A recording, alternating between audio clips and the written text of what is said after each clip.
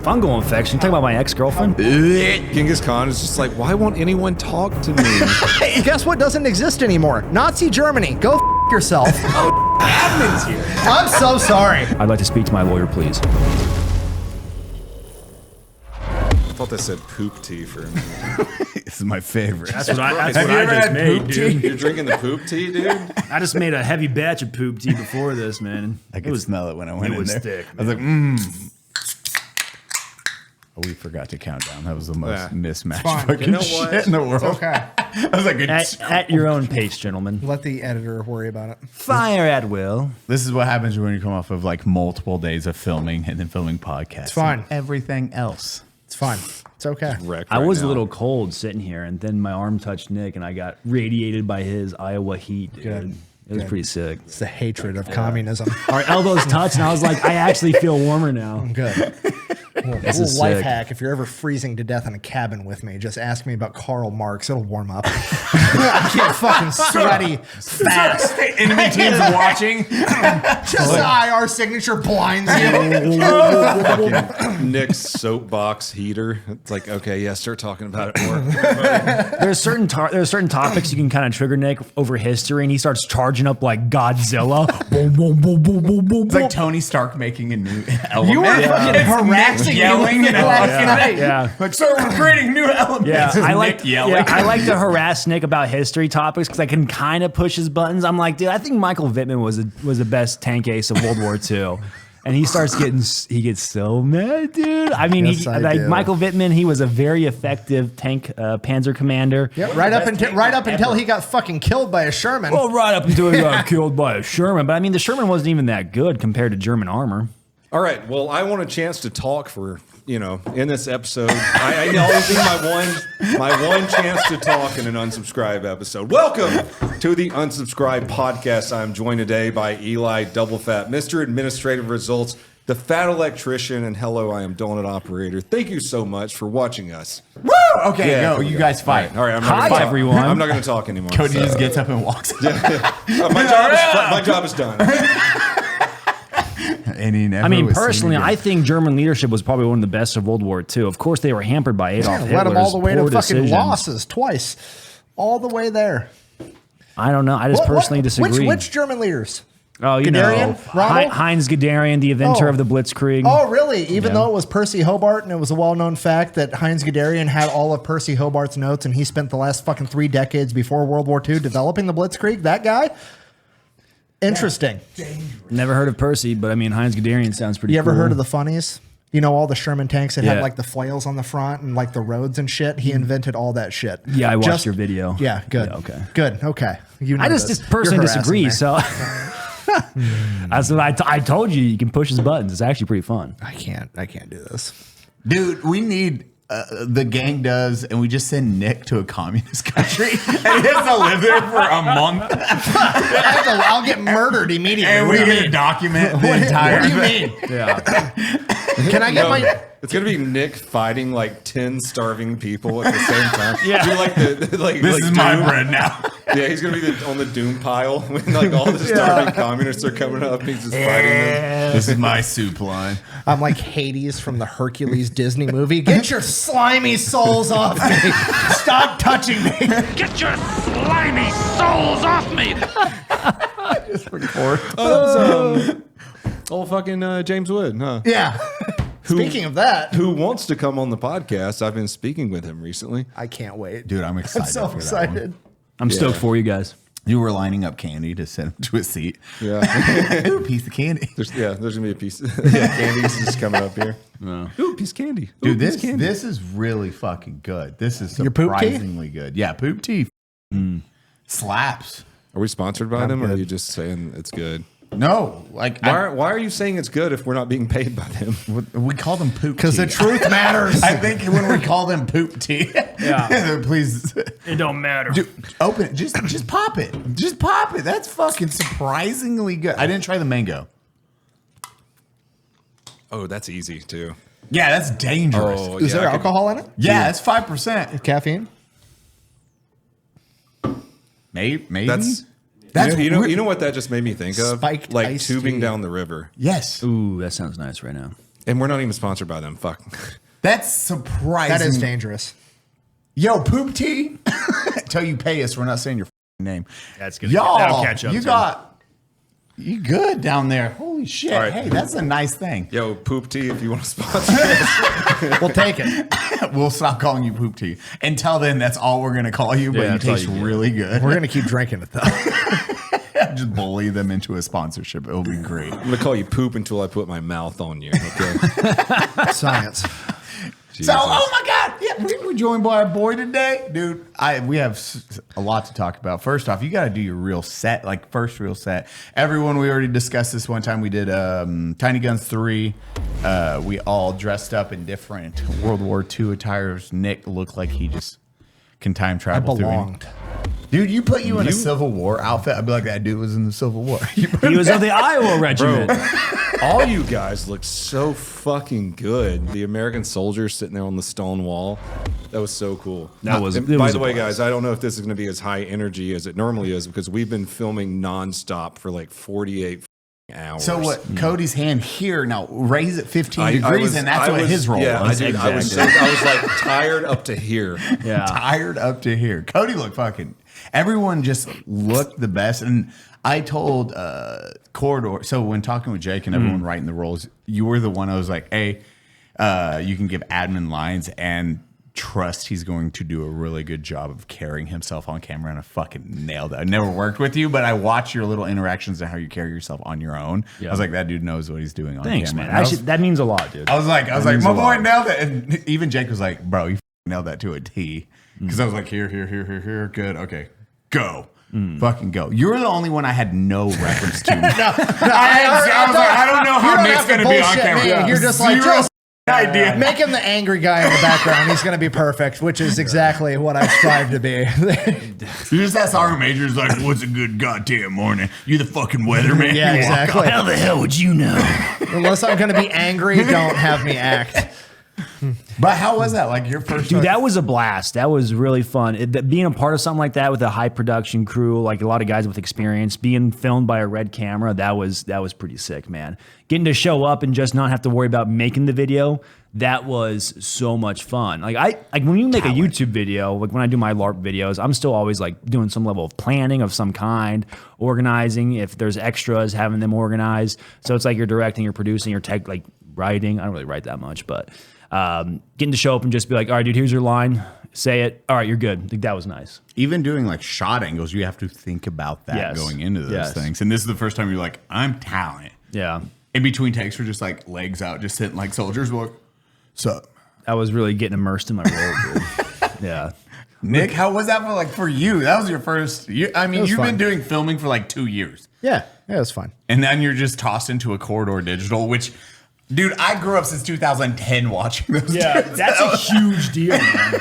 That to me is what blew me away the most. I was like, dude, I'm in a corridor digital production right now. Like younger me would have been blowing his load at the thought of that. Like it's a big deal. Like, that's exciting. I've never watched a corridor movie video besides Teeny Guns 2 with you. in And it. you call it teeny guns. Tiny which, Guns, whatever. Which is Teeny, how I know tiny, you've potato, never watched potato. a corridor video. What? So I Look. love the teeny gun series. I went into it with the attitude of like, I'm an E2 in World War II. I know exactly how to portray this fucking character.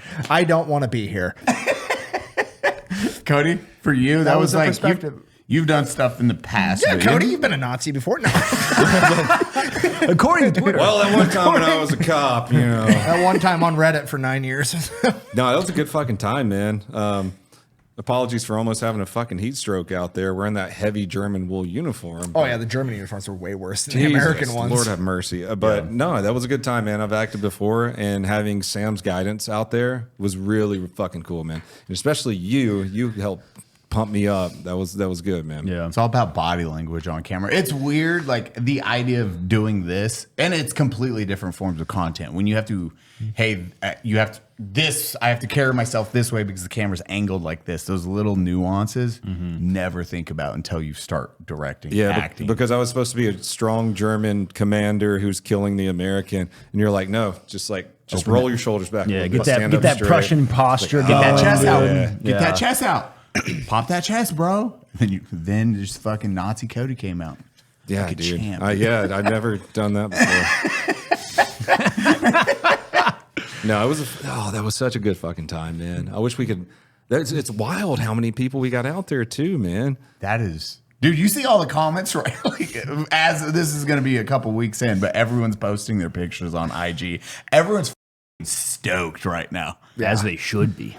This is a fucking. Oh, we're doing war as the boys, Dude, it was every gun YouTuber pretty much. Yeah. A lot of the big ones. That's That's significant portion.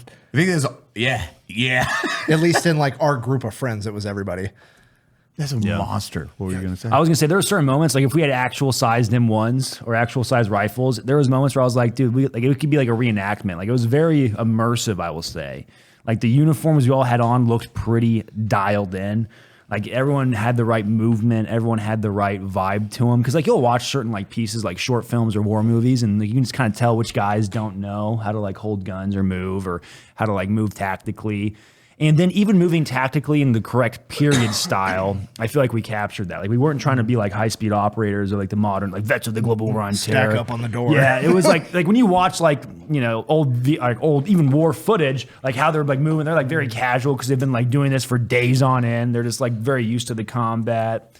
Like they're not trying to be like punching out, working workspace. Like there's definitely a feel to it that you got to portray. And Sam, thankfully, Sam and Corder, they really did a good job of letting us like adapt on the fly. And I told you, we had that conversation. It was like, you do not know how long this would have fucking taking just regular dudes that have never been in the military, police, anything like that, and then throwing them in. And it's like, hey, do you know how to hold a gun? No. Okay, this is movement. Days. That shoot those fucking 2 days would have taken a week at minimum. Trying to work with people that have never held a gun or anything. He's also working with people like we asked Jake about it. He's working with people who are comfortable in front of cameras too. Yeah. He's working with what was there, like 8 or 9 YouTuber guys out there, like people that do this for a living. And he was saying, dude, this is a fucking easy shoot to do. Like you guys are already comfortable. We can easily coach you. Like just roll through each scene. Sam, that's what Sam was like. I'm not gonna lie. I thought this was gonna take longer, but you guys killed it. Yeah, like seriously, I thought it was gonna be like at least 3 days, 4 days, but Day and a half. you did really good. Sam's autistic. Good company, brother. Good company. Me and Jay talked about that. I was like, you know, Sam's autistic, right? He's like, no, he's not. I was like, look, how much does he make eye contact? He's like, what? Oh my God. It all makes sense. And his is just film and directing, and he's fucking so good. He's at it. locked in with his dude. I was watching him work and I was like, this guy's a performer. Just I need you to more like this, and then he's like working the camera. Oh, I messed that up. Reset. Boom. Yeah, he's going at it, dude. Fucking loved it. I was so stoked for that one. Cody almost died though. Yeah. Just heat exhaustion, Cody. Bro, I drank a gallon of water that day too, man, but wearing that heavy wool uniform. And we were in the sun too. There wasn't that much shade. So I kept trying to wander back to the shade. And there for a minute, I was like, no, I'm going down. And Sam was like, all right, the rest of your scene is sitting down. I was like, thank you, Sam. Please. That's why I was so confused. I was like, oh, this looks good. And it worked. Yeah. I was like, okay, yeah, that's fine. It was such a good time. I'm glad you all partaked in that. Dude, it was an honor, man. That was really fun. It was 2 days of fun. I get it. Part of me though, like looking back at all the pictures that we have that are cool, I was like, fuck. I wish we had real, actual size guns for some of these pictures because it looks so much cooler. It's like maybe, perhaps, with Pepperbox, we have the funds now. I know. We should do that. No, that'd be cool though. Like Aaron was saying, for the next shoot, like bring out full size guns, even if we're doing, you know, tiny guns or whatever. Yeah. Let's do a fucking World War II skit. I know, do a little fucking LARPing or World War II skits or something. Yeah. I got a comment, it's like Band of Bubbas. Band of Bubbas. Just jumping into war. Yeah. Shit up. Hell yeah. All alone? Now time to trim the old pubes. Hey there, beach babe. Are you ready to soak up those summer vibes and get the perfect beach bod? I don't have pants on. Yeah, I noticed. Well, you're in luck, because our friends over at MANSCAPED.com have you covered from head to toe. With the Performance Package 5.0 Ultra, they'll have you looking and feeling good this summer. Trust Manscaped to unlock the confidence you need to turn heads this summer season. Join the 10 million men who already trust Manscaped and use discount code UNSUB at checkout to get 20% off your order plus free shipping. Let's make this summer your smoothest one yet. Keep your ear and nose as tidy as your hedges with the Weed Whacker 2.0 ear and nose head trimmer. You'll be looking classy as ever. The updated Lawnmower 5.0 Ultra groin and body hair trimmer got a summer makeover. It's waterproof now for all those times you need to shave your groin or body hair at a pool party. So get 20% off plus free shipping using code UNSUB at manscaped.com. The summer sun is here to stay, so trust Manscaped to keep those pubes at bay. Technically, no. which was the division that was all the old guys? Which one was it? Sorry, what? You just did a video on it. The all Old the Bastards. The old bastards. Oh yeah, the old 77th. The 70 Infantry division. That was Pacific. Yeah. Technically, we were all a bunch of old bastards. Dude. We would fit that. We would fit Well, that somebody bill. actually made a comment that I didn't even realize because the 77th was what Desmond Doss was attached to, which is a Hacksaw Ridge movie. And somebody made the comment, and they were like, I actually didn't. I was annoyed when I first watched this movie because all of the people in his unit were like old as shit compared to what they would have been in World War II. But now I realize that that's actually correct, that they were all 30-year-olds. Wait, hold the fuck on. This is it. I don't know. So 77th ID was originally a guinea pig unit. So basically, it was one of the first 3 units that was entirely comprised of draftees. So out of those three, out of the 3 divisions, they're like, well, let's take all the old guys and put them in one division. Squared away unit. And the idea was going to be that they wanted to run basically experiments on them to see like how hard you could push a 30-year-old in a combat situation, just so they had data for like if it turned into like absolute war. Like if we have to start drafting 40-year-olds, what are they going to be capable of? So they took them, they trained them for 2 years. They had them do like mountain warfare up in the snow. They had them do desert warfare out in Arizona. Was it They had them that? do Can I guess that was probably one of the most squared away units? Bro, it was the Good most guess. combat effective unit in the Pacific in all of World War II. It was like if you took all of our friends, like us, and threw them into training. I don't think if you take all of us right now and toss it out and you're like, guys, I know you made a lot of money. Now you make $1,000 a month. You're going to die. There ain't no hoes in the Pacific, dog. They're fucking angry. You're telling me I'm gonna be gone from my my pleasure palace of a wife for 4 years in the Pacific, making $1,000 a month? Okay, I meant squared away mature guys, but that's fine. It's shit on Cody again podcast. No, I'm not saying. I'm not not you, it's using the chair. that was a positive. Actually, that was a It's the compliment. chair, Cody. It's the chair. But yeah, no. So they put all the old guys in one fucking division, and the average age was 33 years old. And then they ended up getting sent out to the Pacific, and they shit on everybody. They were wrecking house bad. So the only reason I guessed that was Charlie 219, good old basic training here. Mine was the one platoon that had platoon has like 40 to 50 soldiers. Yeah. We had 28 specialists going. So these are all college grads, and then up to 35-year-olds going into. Oh yeah. So the older guys always do better. Yeah, so we had like everyone was just in basic training. You have like E1s to E3. No matter what, you might have 1 or 2 specialists. If you're a specialist, you have a degree. So we had like 20 something going into my platoon. My drill sergeant at the end, he was like, "You guys have been real." Like we had cake, we had a radio, we had all this shit going into week 3. He was like, "Oh, you guys are really squared away." Like he wasn't fucking with like 18-year-old retards. He was like, That's how these guys were too, because they were like they were going through all this. So this would have been 1940, late 1942, early 1943. They were going through basic. They took the 77th Division, and that was a division that was like their best unit that they had stood up, and that was who they chose to do a parade for Winston Churchill to like show off. No shit. Yeah, so like they were squared away from the beginning, and then they ended up sending them to the Pacific, and they were at the Battle of Leyte, and they showed up to they won a battle, got sent to go on fucking leave for like 3 weeks on an island, and then the Battle of Leyte happened, and they're like, okay, we need these guys. So they turned the ships around from leave and dropped them off at Leyte, one of the bloodiest fucking battles in all the Pacific. And they show up and they're like, all these Marine units and Army units are just halted. Like the island's cut in half. The Japanese government already said like Leyte is going to be a decisive battle in this fucking war. They're throwing everything they have at it. These are people that will die. Oh yeah, they're not surrendering. Yeah, no surrender. Yeah, they were telling the civilian populace at that time, "Hey, jump off cliffs instead of get captured." Yeah, that was not a good. That was a couple years later, but yeah. So like, I mean, it's just the island's cut in half, and they got people getting supplied on the back end from both sides. And the 77th is like, fuck it, let's go make an amphibious landing on the other side of their island and cut off their supplies. And they did it. Got cut off from everybody else for like 3 weeks straight, and they racked. It was like a fucking 56-1 KD ratio. And they became the only, so they took over the harbor that everybody else was getting supplied by, and an amphibious landing ship for the Japanese showed up with new troops, and they pulled up, and they had M110 tank destroyers and artillery. They're the only infantry division to sink a major naval vessel during World War II from land. Blasting that mother. The dude with the M110 just fucking lighting up a shit, not a boat, a ship, and they sank it. And then they took over like the entire fucking island. It was all of them had like nukes. They had what is it? When you kill so many? Ben.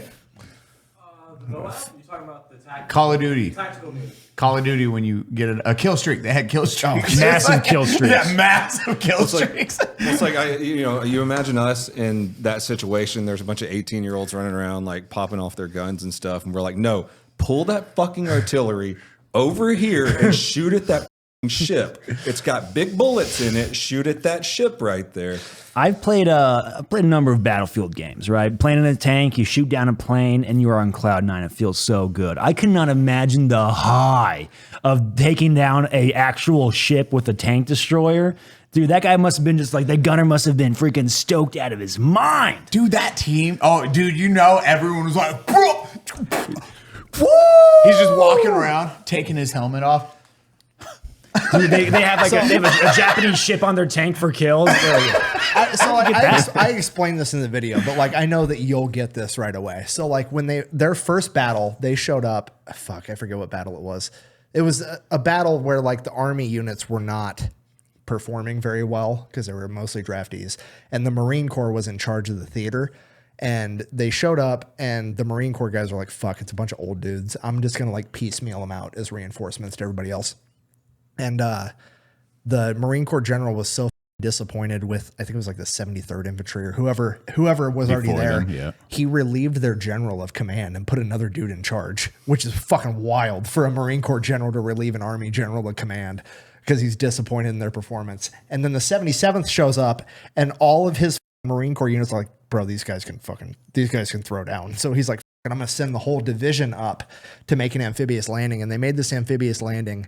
And the Marines that were stationed on the actual ships, one of them like famously said, "Look at those old bastards go," because it was just like slow as smooth as fast, and they just like marched right up the fucking beach, and everything went perfect, and that became their nickname, the old bastards. And so from there, after that happened, they went through this whole battle, kicked ass, and then all the Marines started calling them the 77th Marine Division because they were too good to be Army. It was like, bro, if you weren't in the military, you don't understand what a compliment that is. Marines are not good at giving compliments. That's the highest compliment they know how to give. That's a big deal. Your Army, your opposite.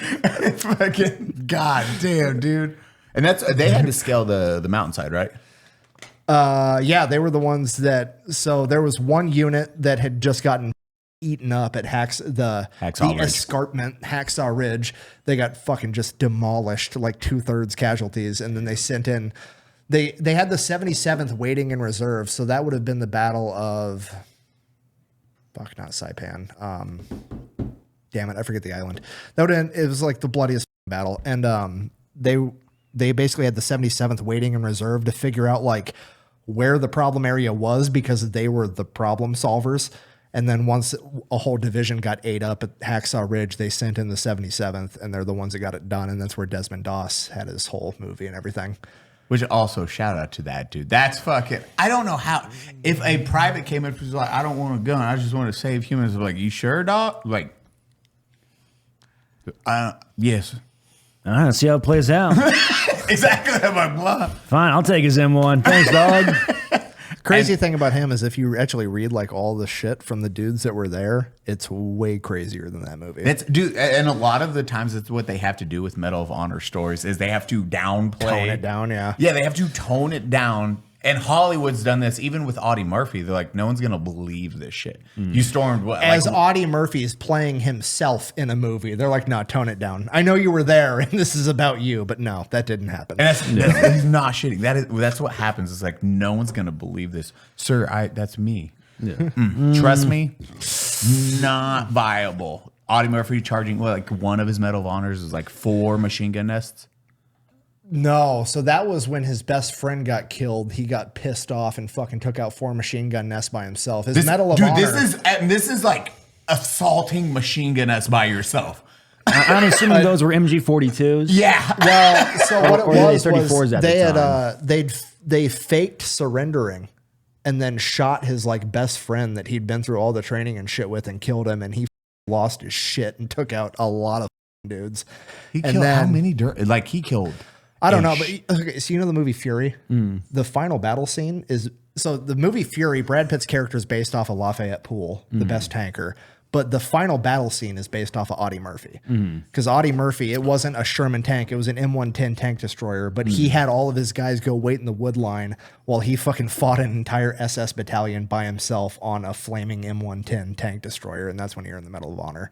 God, that When goes so hard. He was like 5'2". He's he was like tiny. 5'6", Yeah. because he got rejected by the Marines. Yeah. Because they said he was too short, and then he ended up being the most decorated soldier of World War II. Huge mistake. When you have a medal called the Audie Murphy Award, Yeah. that's an For army medal. NCOs. Dang. You know you did something good in that time. He had Yeah. there were like 2 silver stars, an iron cross, and He had everything. dude was just a fucking hard. Just racked up. He looks like one of those North Korean generals with Yeah. like the Yeah. when they fucking just pin every medal they can on them, even though they've never done anything. Yeah, you have to read his like some of his battles just seem like he's making it up. Ain't no way. MG42s and you're just running at them, killing the entire nest, and you're like, not good enough. Still angry. Yeah. Run to the next one. We can't kill this guy. What do you call it? The main character? Yeah, plot armor. Yeah, the main he had- character. yeah, dude, he had the plot armor the Yeah. entire time. Main character syndrome, dude. He's like, this is my war. Dude, you side note for you, we've all discussed this. Your new content you are doing is some of our favorite shit. Oh, Dude, Bro, your character breakdowns are so fucking good. And I don't watch. I'm a terrible friend. I don't watch a lot of my friends' content. I like watch segments. I can sit down and just watch like your full breakdown. I'm like, oh, I love this movie. Oh man, I didn't even know about that. Fucking that watch, that watch. Yeah, because you did Danny Archer. Yeah. From Blood Diamond, and then you did Sicario, guy from Sicario. What else have you done? 'Cause I did the characters from Predator breakdown. That one didn't do as good. It wasn't as relevant of a topic, but I still enjoyed the movie, so I had to get it out of my system. But those have been the 3 I've done so far. I got to do Heat soon, and I was going to do another one I totally forgot about, but Heat's on the docket. So. do you have a specific character for Heat, if you can say it right now? Well, of course, it's there's Hannah, and then there's gonna be Neil, of course, and then Chris. There's some fun things there.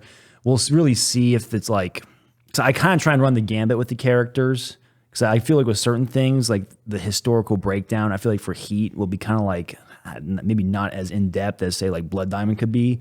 Because there's so much like layers to like the Blood Diamond conflict that made it really easy to make a video on. That was good, dude. Yeah. Like explaining fucking Zimbabwe and all that stuff. Yeah, like a good rough explanation. I can't do a good history breakdown like Nick. I'm just not smart enough. So You just did a history segment on someone that doesn't exist. I think you're pretty. I'll tell you. Yeah, right. Yeah. I was like, I just learned about this character.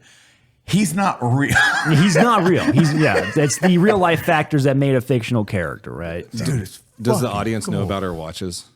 I know we've talked about it before. Well, yeah. So Cody and I have the Breitling Chrono Avenger, and it's an expensive watch, but it's the watch that Leonardo DiCaprio wore as Danny Archer in Blood Diamond.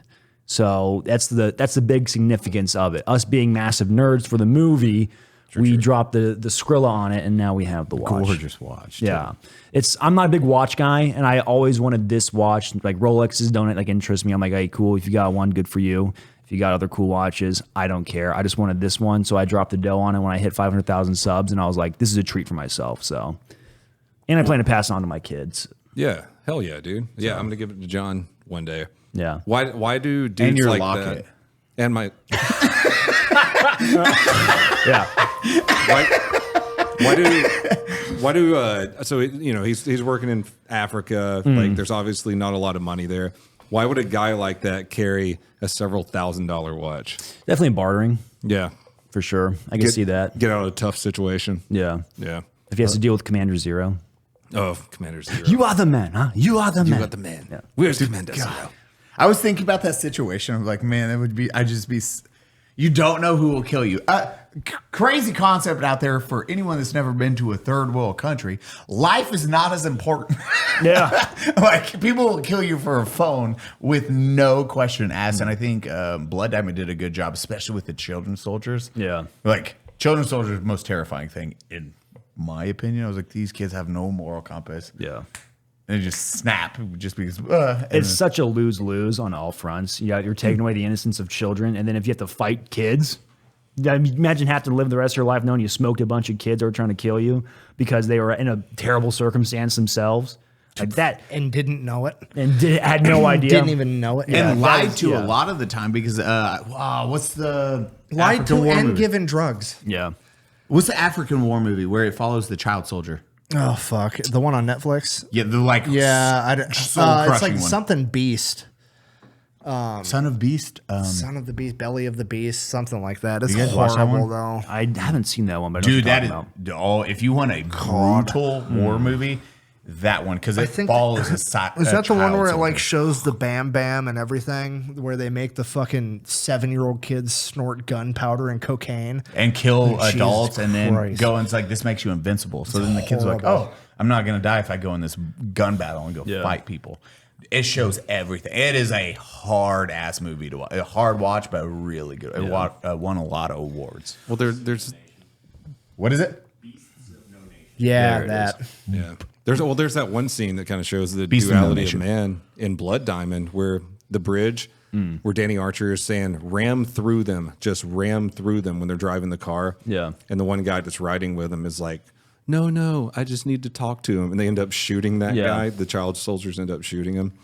That's why it's terrifying. You're like, fuck that. Beast of No Nation, you will love and hate it at the same time. If you have not watched it, dude, I know it exists. I gotta go watch it. that is know what- Blood Diamond level on like. You know what that reminds me of? Like, I think my favorite death of any character in any action movie ever is from World War Z, where the one researcher is they're in like South Korea, and they're running back into the C-130, and he slips and accidentally shoots himself. I was like, that's exactly the type of dumb shit that would happen in real All right, life. don't get me on fucking That's- World War Z right now, dude. Why? What happened? What do I not know? What did I do? You know my whole sleeve is World War Z, right? No. Yeah, I have No, a whole Oh, I know tattoo the of World sleeve. I War didn't Z. realize that's what it was. Yes, World War Z, because they fucked up the movie so bad. It was pretty Oh bad. no! Was there a book? All The book's way the better. book is so good, man. The book follows around. It's several chapters of learning how different people dealt with the zombie apocalypse. So you got like Navy divers, which is what mine is. They're at the bottom of the ocean, like trying to follow around zombies, seeing how they're still walking around, even though the pressure would kill them. And then there's like an army infantry guy that they follow around for a chapter. And then there's like a nun they follow around for a chapter. And it's so fucking good. And all they had to do was turn that into an HBO miniseries or something like that, you know?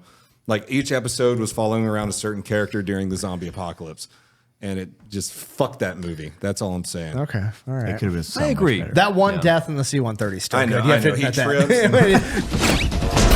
So like, you have to admit, like, that's the most realistic shit on the planet. Fucking I was idiot. surprised they gave him a gun in the first place. That's also true. I would have handed them a gun. He'd be like, what do I do? I'm like, yep, never mind. Yeah, you know what? But that's my thing. Is like, it's a complete newbie thing of like, you gave somebody that's not a gun person a gun, and of course they were at a full sprint with their finger on the fucking trigger, because why wouldn't you do that? I guess.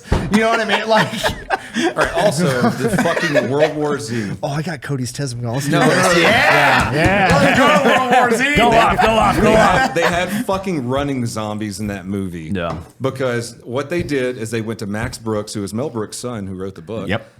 And they said, he probably just wanted to make money at the time. And they're like, oh, what if we put Brad Pitt in a movie with running zombies? And then they didn't follow the fucking storyline of the book at all, which is like one of the most amazing books ever. Because they follow like how countries reacted to the Yes. situation. Yeah, like with North It's- Korea removing teeth and shit. Yeah, Yeah. and it was like, hey, and those countries worked really good. They're like, we don't care about our civilians anyways. Zombies, we really don't give a Yeah, shit. you can get a lot of about shit. You can get a lot of shit done when you don't care about human rights. them. Yeah, It's amazing. you're not gonna have a zombie outbreak. Even I'll give communism credit for that. You can get shit done quick. In the movie, North Korea removed everyone's teeth so they couldn't bite anymore. In the book, Cuba is the world superpower. In North Korea, they don't know what's going on in North Korea, and no one wants to touch it because they haven't seen any satellite activity there for so long, and they're scared if they go into North Korea, there's going to be some kind of booby trap that sets off nuclear weapons. So everyone leaves North Korea alone. And Cuba is the world superpower because all the rich people from Miami started going there with all their money and shit. And yeah, sorry, I can go on about World War Z. Good. So. I like it. I think my biggest complaint with slow zombies, like in America, I don't think it would be an issue. Like maybe at first there's like a crowd of them, but everyone has guns here. Be like, hey man, you still have to show up to your 9 to 5. We just got some walkers out in the parking lot. You gotta go shoot real quick. Yeah. Dude, that's But- 100%. but Like, your you'd math's wrong. you'd still have to go to work. You got to think Yeah. about how many For sure. how many fucking stupid people there are that would get bit, and that would just multiply by 10 every single Bro, fucking the day. part that makes me mad is that, like, if we had not World War Z, Walking Dead zombies, there would be fucking college students out there protesting that they have rights and we shouldn't hurt them. I know, dude. I'm You just just made me thinking about so like, mad, Nick. I'm not wrong though. There would be I know, that's somebody why I'm so with a angry fucking now. liberal arts degree out there being like, they should still be allowed to vote. Zombies have rights. Yeah. they should be allowed to vote it through Congress that they can eat our brains. They have rights too. Compelling, face the wall. Bro, I'm just thinking about living in like I live in a nice neighborhood right now. I think that like myself and one of my neighbors could be able to defend themselves. We're gay. You're like, yeah, we got gated communities. And yeah, but every other person in their house would become zombies. So they would be wandering up to my house and there would be, I don't know, 100 zombies out there. That would be really hard to defend myself. I don't know. I counter argument. I think like those slow zombies, like from The Walking Dead. It's like 4.5. If I had a good breakfast and I wasn't even using a gun, I could probably go out and kill easily 100 zombies, like without getting tired at the end of the day. Like Yeah. get a little bit of armor on. Like if I'm in like a full plate suit from like the medieval era and I have like a claw hammer, I'm gonna go out there, poof, poof, fatal funnel them down. Even if they like swarm me, I'm in a full plate armor. Like I'm gonna be like, yeah, I'll be pinned there for a while, but I'm like, all right, this is gonna suck. But I could absolutely wreck 100 slow moving. I mean, like zombies. realistically, the entire situation would be contained in like a matter of months, and then the only zombies that would still be around would be like on private ranches in Texas, and then rich people could shoot them from helicopters. And they'd keep those Realistically, breeding. that would like be what would happen. Dude, I the just way- like Cody's cover story. My neighbors turned to zombies. Look at all this food I got. Dude, the way that they solve it in the book is so fucking good. Oh, like the Sandlers and They would set up a square Nick happy. of like infantrymen, and then they would blast Metallica to draw them in. Yeah. And they would practice for headshot, and they would just have thousands of bodies surrounding the square of infantrymen. It's a really cool. I would be pretty so metal. mad about the smell, though. yeah, it would suck. I mean, realistically, they already smell like dead bodies. I know, what that's mean? why I'd it's be like- so mad about the smell. Right. Now Like- they're all around your house. You're like, You have to move all these dead bodies away from your house. you got fucking bulldozer just pushing them up. You know what the most realistic, like post-apocalyptic horror movie that triggers me the most is A Quiet Place. Because that's exactly how I feel like what my life would actually be like in the apocalypse. Like now that I have a wife and kids, like it's just A Quiet Place is just like one epic saga of a father trying to get his family to shut up and quit trying to do stupid shit for like 5 minutes so they can not die. And then right off the bat is, kid, I'm going to shove batteries in a fire truck. Boom, dead. It's like, fuck. It's just desperately trying to keep his family alive. It's the most realistic thing. It's impossible. It would be. Oh, if you're a dad, you're playing Apocalypse on fucking hardcore mode. Yeah. There's no other. Try explaining it to like Raiden. Like, I got Daddy, nerfed. why are you being so quiet? I'm like, bro, shut the fuck up, Raiden. But Daddy, this is an emergency sign. Especially the opening is on train tracks too. Ryan would be like, Dad. Father, why are we around here? Like, oh, God. Eli's killed so many monsters. Yeah, my son, he won't shut the fuck up. I'm so tired. I'm so fucking tired, dude. I'm so tired. You know what I mean? Ryan would probably figure out the frequency pretty quick, though. Daddy, they work off a frequency. Oh, thanks, kid. As he's wearing his headphones. Yeah. He's like, this sound is really annoying, Father. Listen. I don't hear anything. And the monster's like, oh, shit. Yeah. I'm so confused with what's going on. I'm like, what did you figure out, kid? The monster needs headphones. No, son. Oh, I will go flank.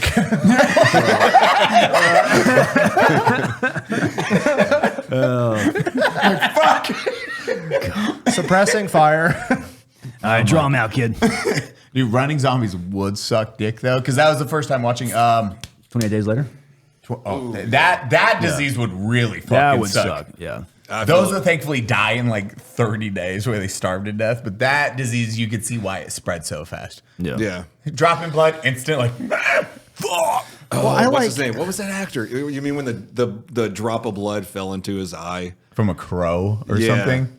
Yeah. The crow was biting the body and it fell into his eye and he just instantly turned. And he was there with his daughter. Those are the two things. It's like, nah, running zombies and that disease. Rage. No thanks. Any disease. There was rage. like, God, I forget who did the video. There was some doctor that did a video on how like, Get it. like the running zombies, he's like how it could actually work. And he just talks about how like your brain has mechanisms in it that like prevents you from exerting so much strength that you tear muscles. Yes, your it's literally your Like your- neuron, your Like your neural pathways and stuff. Like Yeah. there's limits where your body's just gonna be like, nah, we're gonna go ahead and let your muscles fail before they rip themselves in half. And he's like, theoretically, there's no reason a virus couldn't just override those. And like the zombies Nerve would have structure. 100% super strength literally until they rip themselves apart. He's like, so theoretically, you could have like 150-pound woman with more strength than a 250-pound man, just because a 250-pound man's just running at 60% all the time, and she's running at 110 with no limiters on. Yeah, and it's like the virus will obviously be pushing your adrenaline just to Right. fucking. Yeah, and he like breaks down like that's terrifying. Yeah, it's absolutely terrifying. It's no different than kind of what happened in what's the video game that turned into a HBO series? Last of The Us. zombie one, Last of Us. Last of Us, because that is the ants that get affected by that, where the ants just crawl towards sunlight and then die, and then they'll spread it with other ants, but then it forms out of their head and body to get light or photosynthesis to live, and you're like, that's fucking terrifying. God, well, what's the I granted this is not real information, but like some of the I don't know if it's real, but like some of the where you like Rogan has these people on that talk about like fungus and shit, and they're like 30% of the soil everywhere on Earth is just dead fungal material, and it's like, oh, the giant Earth, all of Earth is one giant fucking mushroom.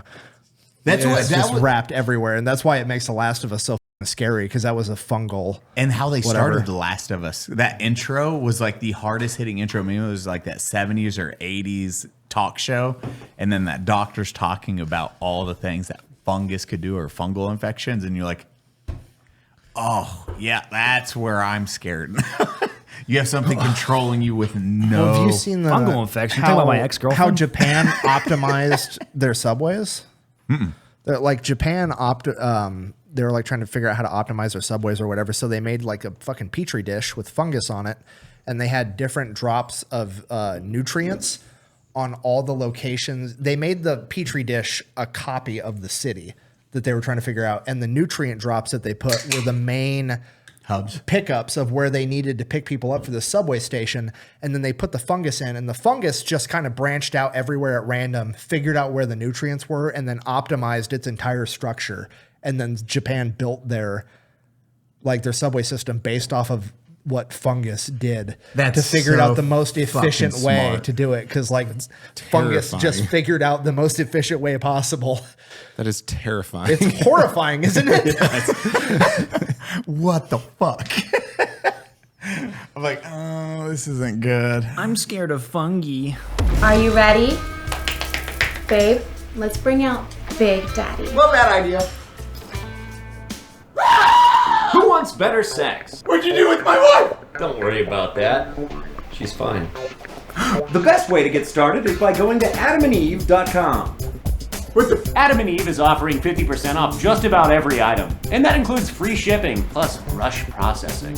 Where is she? Didn't I already tell you that she's fine? Adam and Eve wants to make your life easy. Plus 100% free shipping and rush processing on your entire order. What? It doesn't matter how much you spend or what you buy, all of it will be sent discreetly, fast, and to you for free. Why do you keep doing this? Bring more pleasure and satisfaction into your bedroom. Just go to adamandeve.com and select any one item. It could be an adventurous new toy or anything you desire. Just enter offer code UNSUB at checkout. That's Unsub, UNSUB, at adamandeve.com. This discount is specific to this podcast, so be sure to use code UNSUB at checkout. 100% off free shipping and get it fast with rush processing. Code UNSUB. It's terrifying. So what you have, are you going to do any video game characters for your big story elements? Sure, I'm taking requests. What do you want? Fallout. You want Fallout? All right, we got Fallout. I'll write it down. Dude, you need like a John who? 117, John Master Chief? What's that? What's that from? Oh, yeah, I don't know. Never mind. Not Halo. I'm gonna buy you that chair. Just It's my. so I'm like, yeah. just so I can sit in it when I have to use your studio. Chief has been added. We got Fallout. What else we want? Solid Snake. On Solid Snake. All right. Who would be a good video game character? Like, there's some good characters out there where you're like, this is good lore. It's good lore. Kratos fucks. A little bit outside of my. I like Halo a lot. I could do that one. I don't know if I could do Kratos, but I'll write it down for you.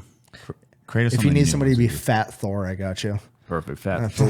Perfect Fat Thor from a video game. Played by Nick. I love they did that in the game. They're like, nah, Oh, me too. Thor's fat. They're like, nah, he's not jacked. He's a fat dude that drinks a beer. But for real though, look at every major power lifter, all the strongest. Ain't nobody rocking a fucking six pack. You gotta have the power belly. Yeah, they're up north where it's cold, dude. You think they're trying to get shredded? Yeah, get out of here, dude. That's like a thing, dude. It's like if you look at certain geographies in the U.S., like they're bodybuilder or it's like powerlifting. Where it's cold, they're all like, all right, we're gonna do powerlifting. Where it's warm, they're like, I gotta look good shirtless. Dude, the dude that owns a gym that I lift at, he owns like 3 gyms in my town, and that's it. It's just like this really small chain. He has like 3 world records currently for bench pressing. Horrifying. His name's Jake. The dude has the record for like... He doesn't have a last name. For like 200... I'm not going to say his last name, but he has a record for like 200, 220, and 245 pound, his weight, pound bench press. Guess how much this dude was benching at like 220? 550. 750. 600. It was like 960. What? And talking to him in person, he's like, oh yeah, no, I could feel the bones. I could feel my humeruses bending under the weight. I'm like, that's fucking terrifying. Oh my God. Yeah. Can I have some of his DNA in a non-gay way? I don't. And like, if no homo, can I get some of his blood, dude? I don't know. Just could you imagine if he was DNA, not the other? I really sounded gay. What if Jake? You said his name's Jake. Yeah. What if he was one of the zombies? You know? Yeah. The No, ones, you're fucked. the ones that. Boom! Just punch through their face. A zombie ass Cody. Cody just gets shredded in half. We're like, You guys are like, bye, running as fast as you can. we loved him so much. It's impressive Cody. what humans can do when they have one singular motivation in mind. You know what I mean? Oh God. That's his tism. The dude spent 10 years of his life like, I want to be able to move the most weight from here to here. I want to bench Like press. just one thing.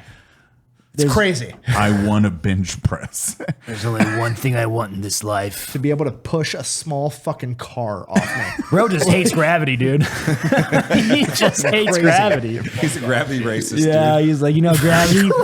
Freaking hate it. That shit. Watch this gravity.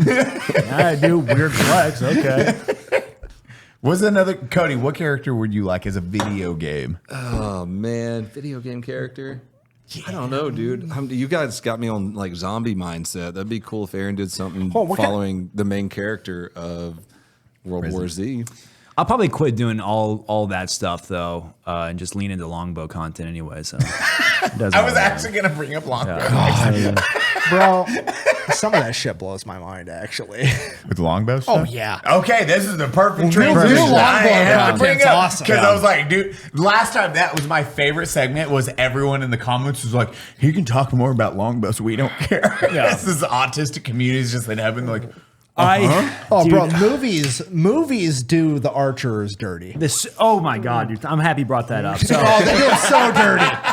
I watched The King, where it's about King Henry V and his campaign through the north of France, and the finale is the Battle of Agincourt, and they messed up that final battle, not just wrong, but just egregiously wrong. It's so wrong on so many freaking fronts, because at that battle, the archers are the ones that really carried the weight of the fight, and they were all just a funnel to get the French to the men-at-arms, but like while they were going to the men-at-arms, they were just getting destroyed by the warbow. And they would take these spikes. They were all required by the king to make spikes to counter the French cavalry. No mention of those in the movie. The terrain is all wrong. There's a downward slope in the movie that's not there. It took place at a field that was plowed for winter wheat, so it was extra muddy. So the men-at-arms all had to trudge through this thick mud and full kit. And these are all like medieval builds. So they're not big dudes like we are. And they're wearing all their plates. They were all getting plastered off wine the night before because they're like, oh yeah, we're gonna mess these English dudes up. So they're hungover. They're trudging through some thick mud with full plate armor, getting pelted by dudes that can pull anywhere from 120 to 160 pound war bows, Which is insane. that sling sabos tipped with bodkin points. And it's like, yeah, they're getting absolutely wrecked. At one point, I think the archers actually ran out of arrows and they just ditched their bows and started like stabbing these dudes after they would fall like they were peeling crabs at Angry Joe's Crab Shack, dude. It was pretty freaking sick. And the movie gets so much of it wrong. It makes me pretty mad, but... Oh, Dude, I love the warbow shit. But that's the thing that bothers me, because whenever you like see the bow and like even in like one of my favorite fucking movies of all time that I've been watching since I was a kid was A Knight's Tale with Heath Ledger. And even then they show like the archers just being like these little scrawny bitch dudes. It's like, bro, archers that were pulling 180 pound warbows were fucking jacked. Yeah. It's you have to be so strong. Just their skeletons got when they dug these guys up, their skeletons were reshaped up in their shoulder from how much they were pulling it. Yeah. Just the structural integrity of your fucking joints has to be so much more to... Hollywood really likes the skinny archer trope. They're like, oh, you're a bowman, you must be skinny. It's like, hey, these dudes are pretty freaking strong, dude. No, we're saving all the strong dudes to yeet fucking toothpicks at the enemy. Send all the nerds up front with the spears. They have to look like arm wrestling dudes, right? Yeah, they're like one of my buddies, Dash, dude. He is cut up like a Greek god. He pulls 160. He's got a 175 pound warbow that he pulls. God, that is. So for context, dude, I was kind of arrogant getting into the warbow. Like I always had a thing for it. Then I finally got mine. I was like, oh, I lift weights. I work out a lot. This shouldn't be too hard. Let's start out with 100 pounds. That humbled me pretty quick. The fingers too. Like even just the fingers. Like you have to wear a glove. If you don't wear a glove, that string pretty much digs into your fingers. And the next bow I got was 100. So my first bow I thought was 100 pounds. The next bow I got was 106 pounds. And I realized my first bow is probably 80 to 90 pounds because it is not as hard as my next bow. 106 pounds it's pretty hard. And then having to shoot it accurately, that's pretty tricky. So my buddy, like I tried to pull his 160. I think I got it back like halfway. That's the other thing that most people don't realize, because you're like, I could fucking grab a 150 pound dumbbell at the gym and do a lat pull. And it's like, completely different. Imagine doing the lat pull here Yeah. and standing still enough to fucking accurately shoot something. It's Yeah. insane. There's no holding it back either. Like Lord of the Rings, the Battle of Helm's Deep, when they're like That old guy holding- with one fucking eye. like that would never happen. And fight like you can't really use based off like the old style strings. Okay, now I'm getting the fuck. Okay, No, do it. It's No, Yeah, this let's community go. loves it. Okay, so like say just a read- bunch of archers. Okay, so if we're getting the fantasy realm, the elves may have different string.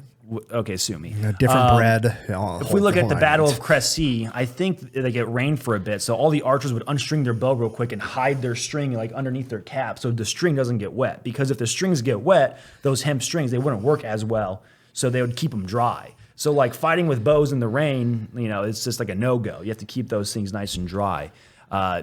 I totally just got derailed, but that doesn't happen.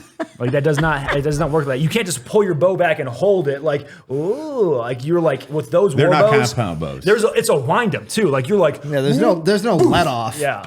Yeah. Compound bows have like an 80% let off or whatever. No, yeah. war bows are like, no, you're fucking holding it. You get that thing back and you let go as soon as you can. It's like like you're doing like a rep, man. It's intense. Battle of Helm's Deep completely draw bow, and then like, what did they say? It's like draw. The second you draw, they're like, Yeah.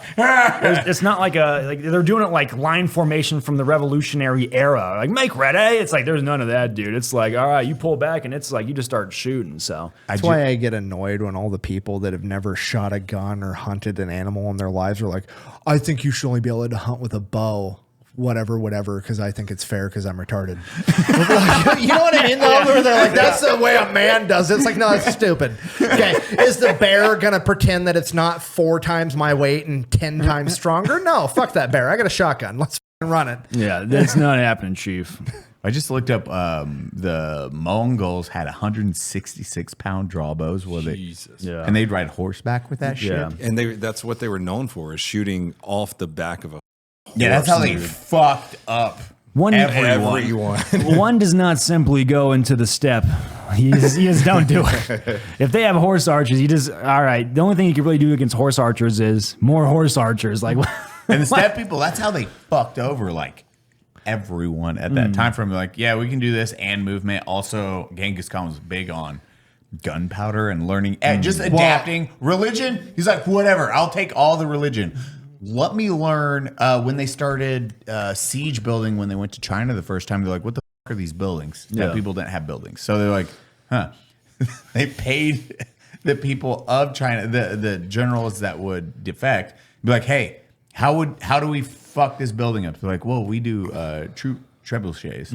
They're like, cool. How much do you want to teach us to do that? Like, we got a number. And they're like, cool, okay. And then they taught them how to do trebuchets. Like, okay, now we got this. Fucking do this every time when we hit building people. And Genghis Khan just would go learn, adapt, destroy everyone. Learn, adapt, destroy everyone. Wasn't he was the first one that used like biological warfare? Yep. Right. Because he was launching like rotten corpses into other cities just to like get them to surrender. He was also the Mongols are the inspiration for the Blitzkrieg. So like Percy Hobart, the dude that actually developed the fucking Blitzkrieg, studied the Mongols forever and developed like the Blitzkrieg tactic for tanks using what the Mongols did on horseback. No shit. Yeah, Hell like just the entire theory of like punch a fucking hole directly to their capital and just overrun their main form of government and take everything over. This is they did. What was the big one with one of the first places in China? The China Destiny. I forget which one at that time. They're like, hey, they just dug in. So his thing was like, okay, river, build a dam. We'll build a dam and then flood that city. It didn't work that time. It flooded their little encampment. Like, fuck it, trebuchets. And that's like just started launching until they like gave up and like, oh, this is ours now. Well, the other thing with like horse-mounted archers is like the Comanche. Ooh. Have you ever looked at like maps of different empires migrating to North America and Central America? Like when the Spanish landed down in Central America, they advanced up. Guess where they stopped? Where the Comanche fucking are. Comanche territory. Yeah. Guess where English settlers stopped for like 100 years? Comanche territory. Like It was literally like, okay, the Comanches live here. We're going to haul ass in our covered wagons trying to make it to California for the gold rush. Nobody look at the natives around it. They will fuck you up. Because it's like the only thing that took down the Comanche was the development of the Henry repeater. You literally they literally had to sit there and wait until technology found a way to beat them, because there was zero ways that anybody was going to fuck with the Comanche off of horseback and archers. That was the only thing. Like, because they were running shit for like 80 years. They're like, oh, you guys got muskets? Cool. Yeah. I'm going to ride my horse going 40 miles an hour while I shoot 17 toothpicks at you in the time it takes you to reload your stupid gun. You're standing there like, shit. You look like a voodoo doll by the time you get your second round in. You're done.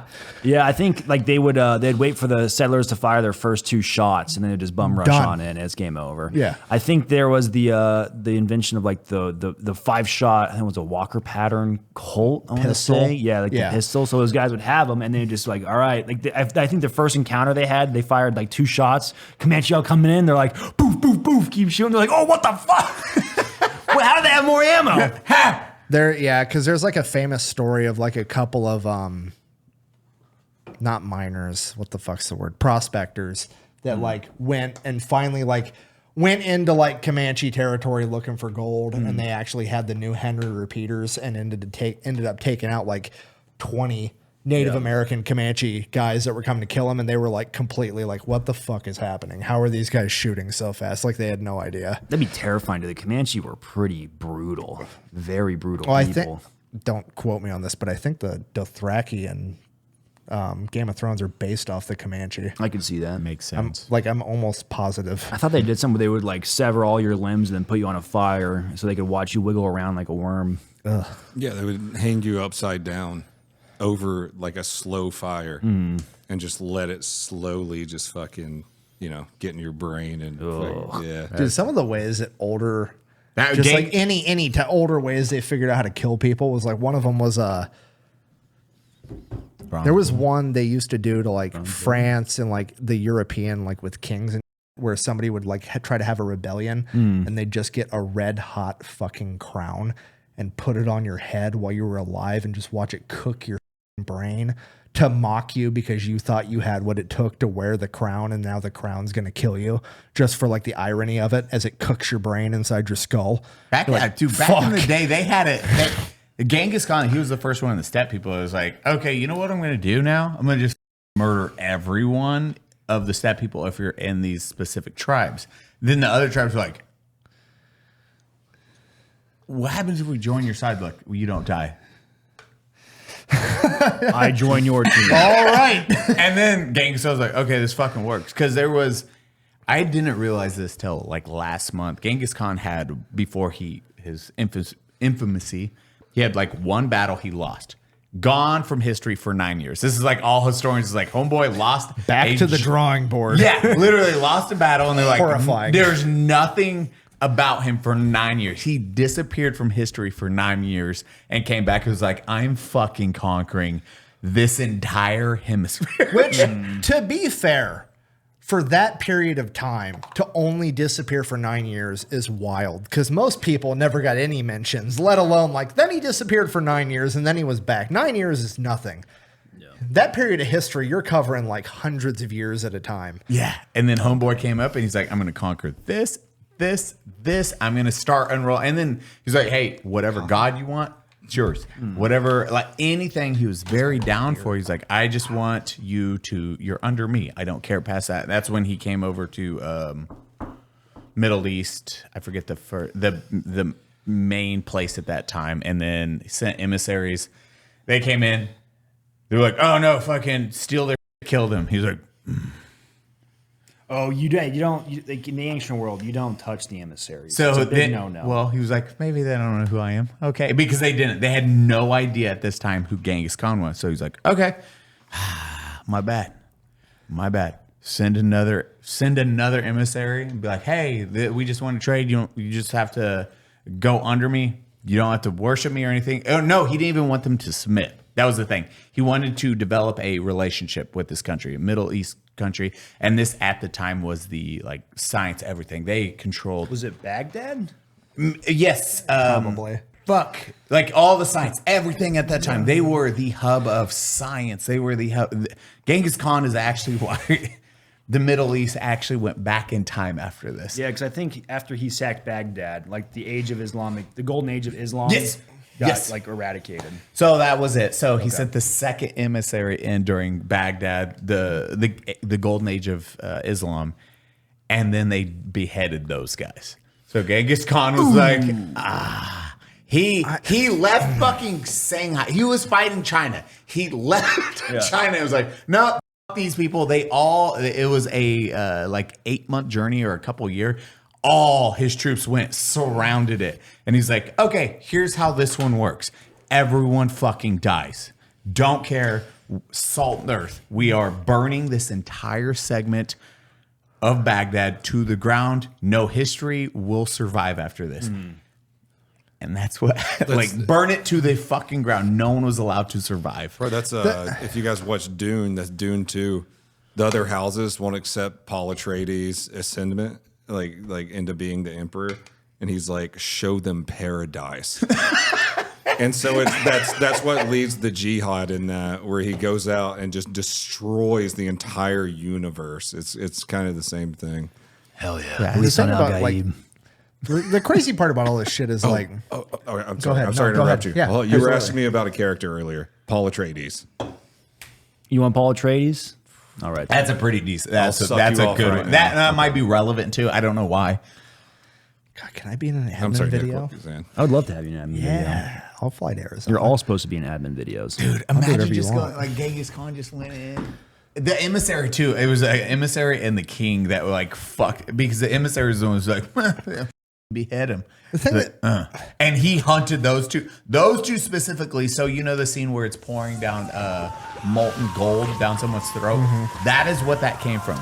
That dude that thought he was above Genghis Khan and killed him. He's like, nope, this dude, get on your fucking knees. Molten gold and lead, and was just like down his throat, made him drink it. He's like, okay, that's one. The other dude ran and died of dysentery. I feel like a lot of people when they're watching or like reading this old shit, like you can't comprehend like the lack of ability to communicate with people. You know what I mean? Because like you imagine how many times in history prior to fucking the telegraph where it was like, okay, army, go get them. And then like 2 days later, a messenger on horseback shows up and they're like, we'd like to negotiate peace. It's like, well, you missed it. Sorry about it. You're about to lose at least a couple of cities worth of fucking people before I can stop this. earlier, bro. You know what I mean? But like the amount of just lack of communication, like That is a crazy thing. Being in the dark like that, like with movements, it's like, all right, I told this general to go conduct a movement. We'll find out in like a year, I guess. yeah, but I mean, the lack of communication and just news and how slow shit works is like, but that's why things move so fast. That's why like, I don't know, like what, 300 years we went from, oh, we're going to deliver letters on horseback to, hey, Genghis Khan let's also. send a super encrypted text message through fucking iPhones. It just compounds due to how quick you can transfer information. But like, I feel like most people don't take that into consideration with a lot of, where it was like, fucking, sorry, I already sent them. Deal with it. One dude with the letters like, man, France is gonna love this peace treaty. English and him are already fighting. He shows up at the gate. He's like, got a letter for you. He gets killed. They open it like, Oh, damn. Dude. Well, we got nothing else going on. Might as well kill each other. that's what Russia. I've told them. I think like Genghis Khan. The furthest they extended was into Russia. They murdered. They killed every. It was I forget what city it was, and that city sent out all their soldiers. Genghis Khan tricked them. They pulled him back into the mountains, and they flanked him, murdered every soldier. So then Russia was like, "Fuck." Genghis Khan was like, we're extended too far," and left. So the Russians had no idea. A random force showed up, killed their entire military, and was just like, and then laugh. That would be the worst fucking psychology ever. Your entire. This is like, I think they wiped out like 20 to It's 50,000 almost worse troops. because it's like you just eradicated the next generation of young men. So like the entire culture is just going to die slowly now. Yeah. It's horrible. Genghis Khan is just like, why won't anyone talk to me? He just wants to make God friends damn the it, entire dude. time. Yeah. So these guys suck. They I just all wanna keep make trying to friends. fight me. They don't know try- I have horse archers. I just want to trade some gold. I was playing Rome Total War 2, and I sent a legion, heavy infantry, around like the Black Sea because I was going to take them in somewhere. And then another army showed up with horse archers and wiped out my legion. And I was like, fucking horse archers, dude. Bro. Can't have a brain. You should have talked to him, man. Hear me To out. be fair, I was the aggressor. Can I start pitching Pepperbox shows right now? Is that we got enough do it. Pepperbox people here? Okay, so my favorite fucking show in like middle school through high school growing up was Deadliest Warrior on Spike. Did you guys ever watch that? My boy. Oh, yeah. Dude, it's like I good want- samurai versus the 300 Spartan. I want that, but it's like me and like some fucking German wereaboo arguing about tanks, and then I get admin and somebody else to do the reenactment while me and this guy are fucking arguing on the actual facts. That's what I want. Let me consult Eli. You got it. Okay, good. That's what I want. We said yes. Talk to him real quick, ideated. Yeah. Good to go. That's such a good idea. I really want it. And we have So to go bad. your reenactments based off exactly what you say, and they have to act it out to You guys a have to T. get drunk while arguing, though. we get 1 week to study. We have to be drunk, and anything we say in order to get taken into account has to be accurate. Yeah. You have to be able to recall it off the top of your head while you're shit-faced. Am I setting this in my favor right now because I'm always drunk when I talk about history? Absolutely. But it's also my platform. So Home field advantage. That sounds sick. I think it'd be awesome. Dude, that's a good There's nothing that series. would like it. If I could have any superpower in real life, it would just be the ability to summon fucking wereaboos and communists from the section in real life in front of cameras just so I could rip them apart in person for how fucking dumb they are. Chase, bleep out wereaboo, so it sounds super racist. Or don't. For those of you that don't know, wereaboo is the internet phenomenon where some kid doesn't get kissed by a girl during his entire teenage life, and he decides that he's going to glorify the German military for no fucking reason Ooh, instead. I had a theory for you. I Okay. think if it's kind of already happening now, but I think in 1,000 years, they're going to look back at the Third Reich with the same rosy glasses that we look at ancient Rome. Oh, 100%. Yeah. Yeah, I absolutely. You think reason- 1,000? Not even. Yeah. I give it like 100 This tops. is one of my theories. Because I was like, if you look back at ancient Rome, a lot of horrible stuff happens. We're all like, yeah, I think about ancient Rome all the Well, time. even like the Spartans. Yeah. It's like the Spartans were like super not cool by today's standards. No. Oh, thank you. It's delicious. 100%. Oh yeah, I hate I mean they used to each other. Yep. I think that's where the Afghans, I think they got it from Macedonia. The was it Man Boy Love? Probably. That I don't know. Macedonia was the big. So it was, yeah, that was because I think they went through like it's a very Greek in the ancient world. So if we get kind of historical, so the ancient world is pretty brutal to be anything besides a man, because if you're a woman, you're lower than a man. If you're a child, they just don't really view you as like precious or anything. So until Christianity comes along and elevates those two things, it's pretty brutal to be like a man or a female or a child, right? And it's like a lot of like stuff that would get you thrown in prison for years that happened rampantly throughout the ancient Yeah. world. All of humankind, yeah. Normalized. It's the joke Shane Gillis says with I like was- Vikings versus gay Vikings. Yeah. It's like you see a Viking, it's like, no, protect the women and children. Yeah. Then the gay flag comes up, it's like, It was, yeah, very very common. they're Yeah. after our booties.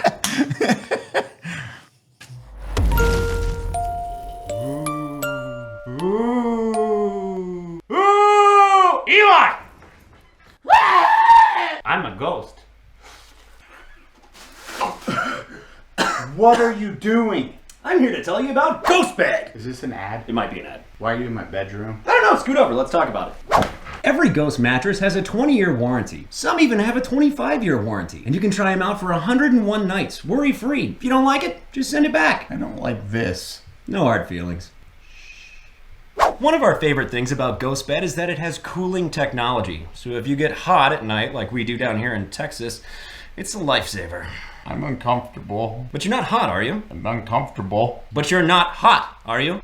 GHOSTBED also offers bundles, so they have everything you need. Just choose one of their 4 mattresses and pick your bundle. Why are you doing this to me? 4 mattresses! 4? Right now, GHOSTBED is offering 50% off all their products. Just use code UNSUBSCRIBE at checkout or go to ghostbed.com/unsubscribe. Please buy some ghostbed.com/unsubscribe. I'll be under your bed if you need me.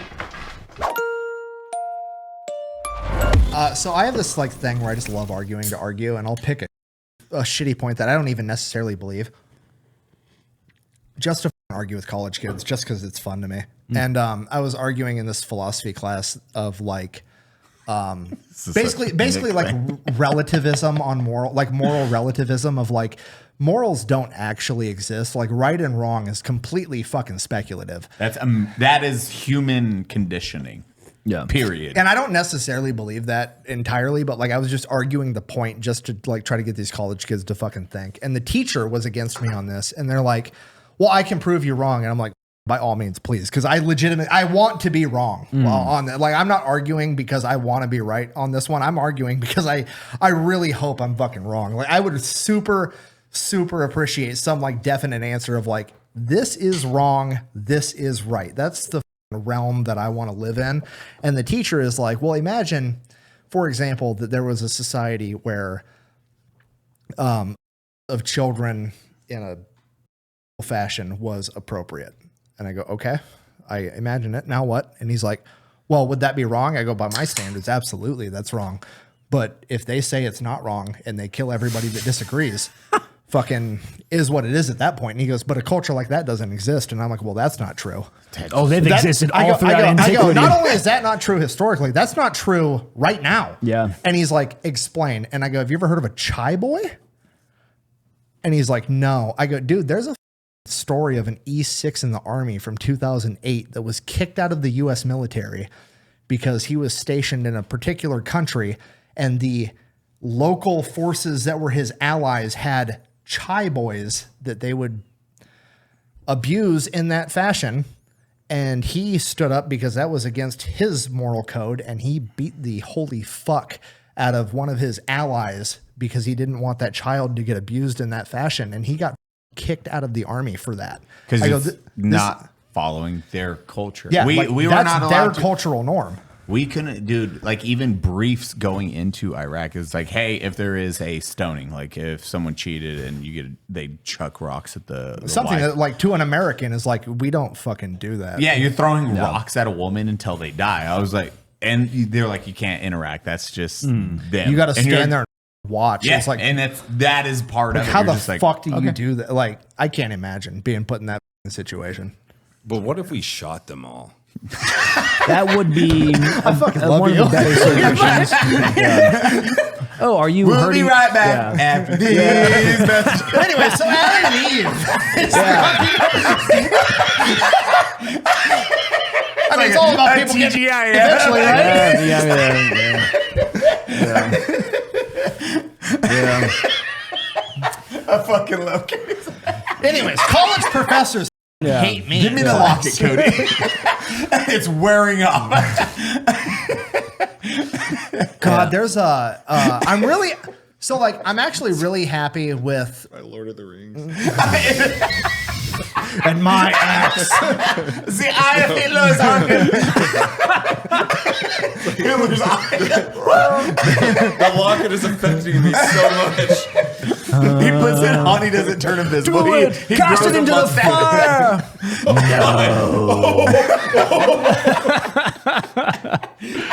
Cast him into the oven. That's not what I meant. That's not what I meant. Dude, seriously, like if you're super interested in history, there's a college professor that's like getting more attention now. She's brilliant. God damn it, I can't remember her name. I'll try to get it to the editor. You can put it on the screen. But she's a history professor at the U.S. Naval War College, and her fucking lectures are brilliant. Like she's so good. Like I have crippling ADHD. Like I can't handle just listening to somebody talk. And even her, she's so fucking good at speaking and just teaching history. Like I'm good at teaching history when it's edited with like retention beats and like all this stuff. This woman can just like turn a camera on and talk for 3 hours, and you're like she's incredible. We should get her on Pepperbox. Dude, if I can convince her to get to this podcast, I'd love to, because she's fucking brilliant. But she talks about she even talks about like the Third Reich and Hitler, and she's like, if Hitler didn't have the character flaws that he had, and he was willing to just take over like Croatia and like that ancient German territory, she's like, he would have been regarded to this day as like a brilliant military genius by the Germans, but he just kept pushing. And then he went into our Operation Barbarossa, where he attacked the USSR and everything. But like, if he didn't have the character faults that he had, and he would have just like been like, okay, enough is enough, I've reunited traditional Germany, and just stopped, he would have been regarded as a genius. She has like a 3-hour lecture on it, and it's so fucking good. Well, you can't argue. It's no different than like Genghis Khan. Sorry if you don't know this, killed way more people than Hitler. Hitler was still one of the greatest leaders of motivating and getting like rallying people. The dude had charisma. Yes, and then he developed that and then did that. Unfortunately, he's fucking retarded in the other aspect. Yeah. Fortunately, he's a horrible person. Yeah. Genghis Khan, also horrible person, but also climate change. He took out. Yeah, no, there's like his carbon footprint? Like it was 70%? A lot. Like you could see the carbon footprint of the amount of people that fucking he was directly responsible for getting killed. Did you know this? Oh yeah, I thought it was like a smaller percentage, but he. Like, No, how many, it was I thought it was like 10. Like it reduced the carbon footprint by like 10% or something like that. But that's you're killing That's enough massive. humans. Yeah, that's a massive deal. When you kill that many people, you're like, there. Damn. You're like, man, I do. The other thing that fascinates me is like China has so much shit buried in China, and they just don't even give a to like dig it up. Did you know this? Dude, they like, have they won't dig up the rest of the terracotta army. Yeah. So like, you know, the terracotta army, like the clay, like all of them are unique looking, and all the statue. You know, that excavation site is only like 5% dug out. They ran into 5%. Yeah, it's like somewhere between 1% and 5% of that is actually excavated, and they just like stopped because the ancient people like booby trapped it with like mercury, and they're like, nah, it's not worth our time to dig it up. And it's like, modern standards, you can handle mercury. Like, we have ways if you fucking care. And they're just like, like a hazmat we're an old suit. country, we'll do it later. And they just don't give a fuck to dig it up. And like, there's so many pyramids in China where they've like hit it with what the fuck is the tech? LiDAR. They've hit it with LiDAR, and they're like, yeah, this is a fucking pyramid, like a straight up like Egyptian pyramid, dig it out under this pile of dirt. And it's just like, yeah, we just covered it with dirt, and now we're growing fucking crops on it. And they're like, yeah, we don't feel like digging it up right now. We're an old country. We've been around. We'll hit it later. No shit. Oh, dude, they're like, China has more pyramids than the rest of the world combined, and they just don't give a fuck enough to dig them up and learn from it. It's wild. Nick, I'm curious your thoughts on like the what's going around in pop culture right now of like the lost civilizations before we get to the current narrative we have today, where it's like the cradle of civilization, Mesopotamia, but then we're finding all these different sites around the world that like predate that by thousands and thousands of years. Oh, I don't think we know. So like, the problem with digging up like ancient civilizations and shit and like trying to figure out what's actually first is, if you look at ancient civilizations, like currently right now, like the accepted theory that's taught at like low level of academia is like, civilizations started with like, they have the three. It's like the Indus Valley in India, ancient China, and whatever. And it's, if you look at all of them, the big Europe. The big takeaway from it is literally like, oh, there was a bunch of fresh water in this area. And so the problem is people keep looking for shit in like, you know, you're not going to find an ancient civilization in Arizona. You know what I mean? It's so far inland or whatever. Have you heard the theory of like there was the massive shift of the crust shift? Sorry, real quick. But my fucking point is, like, if you want to actually find the ancient civilizations, you need to be looking a mile off the coast underwater. Yeah. That's where the ancient civilizations are. When the water level was lower, people were living on the water. And if the water levels have risen, They just got flooded out and had to move back. And like, that's where the actual fucking ancient civilizations are going to be at, not 10 miles inland by today's standards. And the terracotta, also just going Terracotta, back to terracotta. Sorry, terracotta. Terracotta. There was it. No, how many is it? 10,000 soldiers, or 100? They say it's 10,000. It was like 5,900. They say 10,000. But no face matches either, and that's where they. Yeah, found they're all unique. Yeah, and the one sword that they did find, the one that is like you can't. Yeah, it was still sharp when they pulled it out. It's like the rumor is the dude cut himself touching it, but it is fucking like immaculate. This blade was air sealed, and to this date, they're like no idea how they had this level of metallurgy. At this point in time, it doesn't match. They're like they shouldn't have had the technology to make a blade of metal that's this pure for another 1,000 years, and they just like have it. I love this stuff so much. It's so fucking gangster. So it's like, dude, the picture of it, and this has not been touched. That's not been what was restored. It made of? Gold or copper, gold, and something else. That's not been restored. That's when they pulled it out of the sheath. It was coated in oil. It's sick. wild. And an airtight sheath. Yeah, because that's how like it wasn't exposed to like oxygen, the elements or anything. Yeah. And when they pulled it out, the story is like the scientist was like, oh, and he went to touch it and it cut his finger. Dang.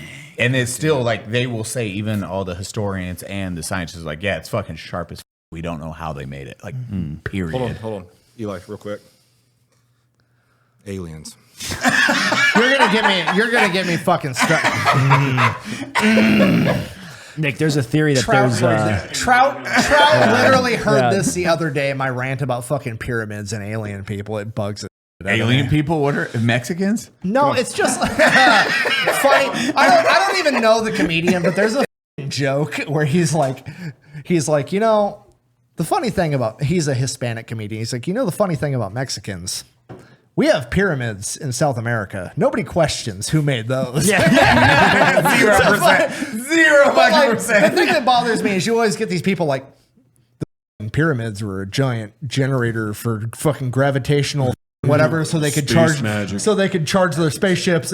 How on earth, how could people have possibly had the same architecture in Egypt as they had in South America, even though these cultures never interacted, and it's blah, blah, blah, blah. It's like, bro, a pyramid is literally the architectural structure of a pile of fucking dirt. What do you mean? It's a pile. It's like if your goal was to make something tall, the easiest object to make on Earth is a pyramid, because it's a pile of shit. Step one, you're like, let's put everything like this. And then it falls over. We made it taller? Shit. And what then, if we did it this way? Hey, it works. We made a pile. And now some asshole's like, it was aliens. There's no possible way. How do they do it? Yeah. There's a fucking dude. There's a dude that spent his life just like showing like, here's how you could move a limestone that big for the Egyptian pyramids. And he's like, literally, he's just got like mechanical advantage with sticks and fucking rope, and he's moving like giant chunks of rock that are tons and tons. Like the size of the Egyptian pyramids. Yeah, and he's like, look, here's how hard this fucking is. And he just moves a big lever. Stonehenge by himself just to prove a point. And people are like, nah, bro, aliens. Also, that's it. Tens of thousands of slaves. No, they were skilled workers. Sorry. They were, yes.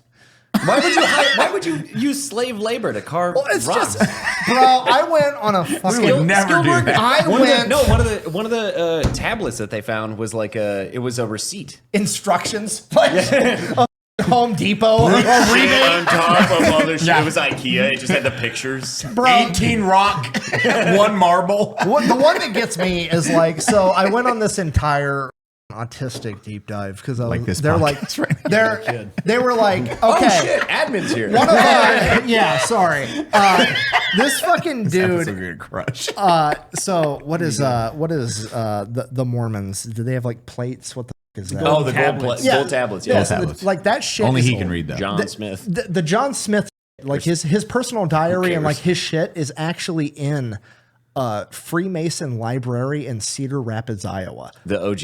Yeah, like the handwritten is in a Freemason library. And I was like, what the fuck is going on here? So I like went on this whole deep dive, and people are like, Illuminati, Freemasons rule the world, this big undercover, blah, blah, blah, blah. And it's like, bro, I deep dive this entire thing. The Freemasons, as cool as it sounds to be like there's this evil underground cabal of geniuses that are running society, but the Freemasons, I'm not shitting you, was straight up just the remnants of a laborers union from Egypt. That's literally what the Freemasons came from, was the laborers union of the dudes that made the pyramid. And it's just the remnants of that labor union. Is 100% what the Freemasons is. Everybody thinks they're doing like spooky behind the scenes, like deep state shit. No, it's like a bunch of guys and they're like, show us your dick or you're gay. Like that's their ceremonies and shit. It's so fucking lame, dude. They have a secret way to communicate that you can Google on the internet, and it's available on Google on the first page of Google Images. You think the CIA is gonna let the Freemasons move into their territory, dude? Absolutely not. Bro, I really want Brandon to do a video on the heart attack gun. Oh yeah. You know they brought it out in court?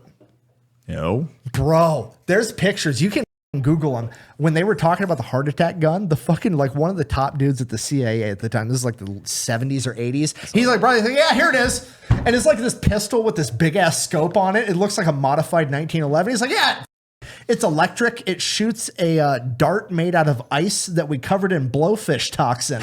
And then after we shoot you with it, the dart melts and then you have a heart attack 45 minutes later. Isn't that neat? And like, Why CIA? Why do you have this? Anyways, Boeing. No, Nick himself later that I night. do not have any information on Boeing. I think they're a great aircraft manufacturing facility. I love all of our government contractors. Please don't fucking kill me. 100%. I had that theory. There was a guy that 3D printed guns. Like I think it was like in Germany, and he had a heart attack out of nowhere. I think he got killed by one of those type of guns. It didn't go to trial. So I think it was Jay Stark. He was 3D printing and manufacturing firearms anonymous. There's a whole like YouTube documentary on it. He eventually got caught, and then he died before getting the trial. Of course he did. Why wouldn't he? Yeah. Oh, was he the guy who was like inside of the duffel bag that was padlocked from the outside that committed? Obviously, Probably one of those. that they fished out of the river and By himself in the head three times. Yeah, he was one of those. Must be. Dude, one of the most like one of the like scariest fucking movies that's also cringy and horrible is Shooter with Mark Wahlberg, where they have like the fucking modified football pads that like they cinch down and holds the gun to your own head. That to me was like, that's too much work. You just pop them like in the side of the temple. You put the gun in their hand. It's You're like, like, I appreciate cool. what you're doing. That's also too much work. Yeah, it's like, what are you talking about? You just walk in, boof. Here you go. Here's the gun. All right, oops. I get scared. Look at like, Hold on, GSR. GSR. please, Please, Eli. Mr. Law Enforcement guy, hop in. I want to hear this. Hi, everyone. No, gunshot residue. That's why they left it in his hand. So the gunshot residue was still there. Oh, okay. I like it. That's fair. Here's my thing with that. Is I like, like it. No, he says. Sorry, I know how to get away with murder. it's not even that. Like, okay, this is gonna come back to bite me if I ever like get involved in something. But like, my confidence in getting away with murder, if I wanted to, is so ridiculously high. It's insane. Yeah, this is what you do. I'd like to speak to my lawyer, please. That's like it. 100%. Yeah. They did like the average person that gets convicted of murder has an IQ of like 70. It was 85. like 86. It was literally like a couple of IQ points above mentally disabled. Like, what was the show like with the cops? It was like where they tracked down the murderers. What was that show, dude? oh, that narrows it down. CIA, CIA. NCIS. No, it's a real show. Law and It's Order. not like a Law- Hollywood show. Law and It's like I think 40 hours or something like that. Oh, 48 hours. Is it? Oh, yeah, 48 hours where you Yeah. have like that window. Cody, is it true it's 48 hours? You can Cody, also sit ask. down. I was a cop too. You can Yeah, also- my ex's you can mom also used to ask. watch that to plot the murder of her husband. Dude, but it's literally like, I feel like if you have the intelligence to fucking, if you murk somebody and then just like have the mental capacity to just shut the fuck up about it for the rest of your life, you're going to get away with it like 90% of the time. I think in the show it was like they would capture someone and they'd be like, "Did you kill him?" They're like, "Yeah." It's like, They give him some Wendy's. I think there was like an episode where they're like, "Did you kill him?" They're like, "I'd like to talk to my lawyer." They're like, "Dang it! Dang it! That's all we had." the Tom Segura joke, how he watched like all 8 seasons of a show. Yeah. And the only people that got away with it were the ones that were like, "Can I have a lawyer?" And all the cops were like, "Fuck! God damn it. Dude, it's so like as a cop, like you would like arrest or detain someone, Mirandize them, like all right, they clearly committed a crime. Then you read them their Miranda rights. You have the right to remain silent. And they're like, all right, what happened? I hit that bitch, and you're like, God. What did I just tell you? This isn't just a fucking movie or TV show. I just said you had the right to remain silent. Okay, the Fifth Amendment is sick, dude. While I'm in the middle, sick. While I'm in the middle of like a fucking blue line sandwich here, I have a question for you two. It's like, you guys are both like just good people. You know what I mean? Like, I feel like if somebody like, Cody, I don't where's your know, locket like at? abused my child and they disappeared and you guys arrested me, you'd like secretly be rooting for me in the back of your head, but you also have to do your job. Like, how often were you guys in a situation as a police officer? Wait, where you're like you just got arrested? Yeah, like if like some dude does something that's like not right, but also kind of fucking, I mean, I get it. Dude, Nick, How you'd be a often- hard one because, oh man, he It's was not really even me. quiet I just like, sometimes. how often are you guys just like, I wish you would shut the fuck up to because what you level did. are they encouraging vigilante justice? Yeah, kind of. That's pretty much what he's asking. Borderline, yeah. Like, to what degree are a lot of police officers that are just good dudes being like, God, just shut the fuck up, you're going to get away with it, and then they just can't do it? Well, I told Cody the other day I was at a lake house with an ex-girlfriend. One of her cousins showed up, and she had been like physically abused by her boyfriend who tried to drown her. And a sheriff's deputy dropped her off, and he was like, there's like 5 drunk guys, and we saw her get out, we heard the story, and immediately we all had the same thought, and the sheriff's deputy was like, guys, hear me out. I know exactly what you're planning to do. If that guy goes missing tonight, I know where to go, and I know who did it. So don't do what you're thinking right now. And so we all had to chill the fuck out. For 7 days. Yeah, just don't get caught. I'd like That's fair. I'd like to plead the fifth. I'd like to plead the fifth that's on fair. any That's stories. all I wanted to hear. Yeah, Cody's like, I can't talk about That's these all stories. I wanted to hear. Yeah, it's so tough because I am such a big fan of vigilante justice. That's at the same time, it's like one of those things. Like there is, you have a right to due process, and you like there is a whole good thing where if you are accused of a crime, you have the right to a trial. You have a right to be heard. It's not just like you are convicted now. At the same time, 55 grain out of a 20-inch M16 travels around 3,300 feet per second. Mashallah. That's all. That's it. I guess if I had to like condense this question down to be like, how many times have you ever just been like you arrested somebody and in the back of your head you're just like, every fiber of my being wants to tell you to just not say anything to anybody and ask for a it's like lawyer, one but of I those- can't tell you that. They just Like- had that one dude. There's that one dude that the criminal killed threw the baby off a bridge and then killed the mom, and then the dad in the courthouse went and just beat the shit out of the dude during the hearing, and the cops were pulling him off. That's what I mean. Because like, I'd be like, as a cop, I'd be like, this is how hard I'd pull on that guy. No, I'm like, no, because like, stop. who's the famous dude whose son was abused by his like taekwondo instructor? And he shot him in the head at the You're talking payphone. about Gary. Yeah, so like I feel like every cop that I've ever met that's been like a pretty fucking good dude has been like quietly like, yeah, that dude's awesome. Like, fucking you know what I mean? Oh, and that shot too. Dude, Cody texted me at like 2 a.m. and he was like, just rewatch the Gary Plauché footage. He's like, that shot's crazy. Under the armpit. From it's probably what like 6 feet, 7 Like feet if you away. were the cops, Do you think he was at the range practice? like if you were the cops escorting the dude that got shot, like how hard would you be like, That's why they did. bro, That's high five? That's Like, why- how hard- Gary. Yeah, exactly. That's why they didn't like pull their guns out and shoot him. They're like, Gary, yeah, exactly. I think they're like, damn it, stop, Gary. Gary, stop. Gary, why'd you done do that now? Or like the town that didn't see anything or whatever that documentary was yep. called. About where they were The one drunk asshole that everyone hated. They had the piece of shit. Yeah, he had like a 14-year-old girlfriend, and his like daddy was, you know, like big money in the town or whatever. So he like ran the place. He was a total piece of shit. This is an entire town, by the way. Go Yeah. on. Everybody hated his fucking guts. Like he had fucked over everybody in this small town in the middle of nowhere. It's like Montana, Wyoming, somewhere like that. And then one night, he's leaving this bar with his fucking 14-year-old girlfriend. Gets in his truck, and somebody shot him 6 times in front of everyone in town. No eyewitnesses. Literally, Nobody saw shit exactly. Who done it? I don't know. That's crazy. Yeah, they were getting so fucking frustrated investigating it, and they'd like sit everybody down individually, and they'd be like, I don't know. So there were 60 of you standing around, and nobody knows who shot him, and they'd be like, I didn't see anything. I ain't saying shit. Imagine how much you're hated. We're out of 60 people watch you die, and everyone's like, meh.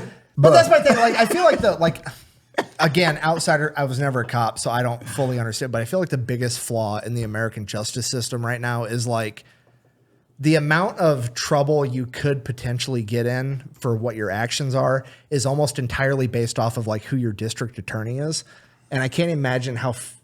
Go ahead. You know way more than me, because like that's my question to you guys is like, how frustrating is it for like a cop in like small town, rural, wherever the fuck flyover state, where it's like, I feel like in my state, if I got in a legit self-defense shooting, I would be pretty okay, more than likely, based off just district attorneys and shit, versus like, there's a lot of good cops in a huge city, but maybe there's a district attorney that's just like, I don't like guns and I don't like the Second Amendment. And you shouldn't be able to have it. And I'm going to try to throw you in prison forever for defending your family. Well, that's funny because you're 100% correct. Dude. Well, okay, because like that was my interpretation. So I wanted to hear your guys' opinion. Also, I just want to talk on small crimes right now. There's a thing called officer discretion that a lot of officers don't use, and it drives me absolutely up the fucking wall. Like, you don't have to arrest everyone for, I don't know, smoking a joint. You don't have to arrest everyone for, I don't know, a tail light out. Like, you don't have to do that shit. And there's so many cops that are like, no, I'm a cop. I want to do this thing right now. And I'm just going to arrest this person just to like get their stats good so that they can, you know, fucking make sergeant or lieutenant or whatever. And that cop's like, probably ding, ding, ding, ding, ding. Yeah.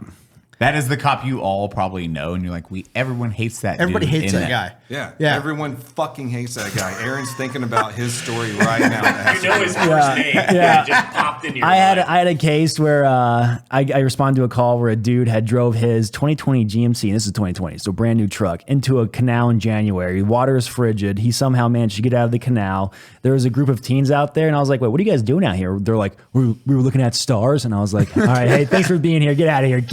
You rascals. Get out of here. We were looking at stars, sir. And I was like, all right, go smoke weed somewhere else. Get out of here. But there are some cops. Yeah.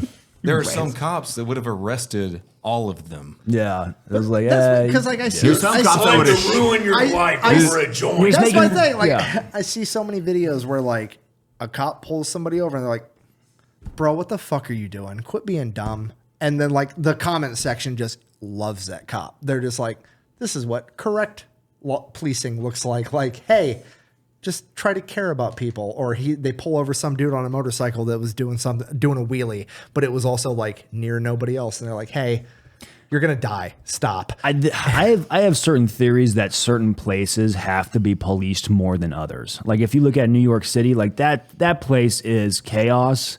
I would assume that it has to be very well managed chaos, as opposed to like where you're from in Iowa, where everyone is very independent. There's a lot of, everyone's on the same page. You don't have to worry about as much. So it's like, why are you harassing people that are just doing their thing? Yeah. Like in New York, if you're going around breaking windows, it's like, yeah, asshole, you're going to jail. Like, that's a clear one, right? Yeah. Or it's like you got to like kind of be out and about and have a presence, but like, I absolutely agree where you're coming from, because you're making more work for yourself that doesn't need to exist. There's a time to be an asshole, right? And there are times where you don't have to be an asshole, and I think that's one of the biggest problems with policing now, and why people don't like police. In addition to defunding them, they need the training. Yeah, that's a big one. Why didn't he shoot him in the leg? It's like, well, he didn't have any range time because you guys pulled his. Also, my least favorite is, why didn't you shoot him in the leg? Yes. He just hit the femoral artery. He died 12 seconds later. Crazy story. That's the thing, dude. It's like with policing, they're like, how come you're not Superman? It's like, wait, hold on. What do you want me to roundhouse kick the knife out of his hand, dude? Like, what are you talking about? It's handing him a gun and be like, hit that fucking square. And they're like, and you see how bad people are with Also, anyone that doesn't know this, pistols are hard to shoot. Very hard to shoot. Yeah. Most people don't. 1% know how to fucking shoot a pistol. Probably that's giving a lot. Yeah, 0.1% can shoot a pistol accurately. It's taken us years to get good with a pistol. Years. Well, there's a fucking ex-Delta dude that has his own podcast now, and he talks about like in detail about how like whenever they would get a new guy, it was for shooting, they would have him go out there with a stock Glock 17 or 19, whatever the fuck they had. And they're like, 19C. we would make them get good at shooting pistol just because the tolerance for error is so much smaller with a pistol, but all the fundamentals are the same. They're like, if you can hit a fucking target with a pistol at 50 yards, you can absolutely do it with a rifle with your eyes closed. So he's like, we would just take our guys out there and force them to get good with the pistol, and then we wouldn't even bother to really train them with rifles because all the fundamentals just transfer over. Who was the dude knocked TV? Hunter, knocked. Yeah, no, I knew. Fucking Knocked got nothing. TV Arrow Man. Google. yeah, knock on TV. Yeah, the hunter guy, right? God, he's He's an archer. yes. He's like Hunter with Archer. Fuck. Has he been on Rogan a bunch? Yes. Is he like a marathon runner?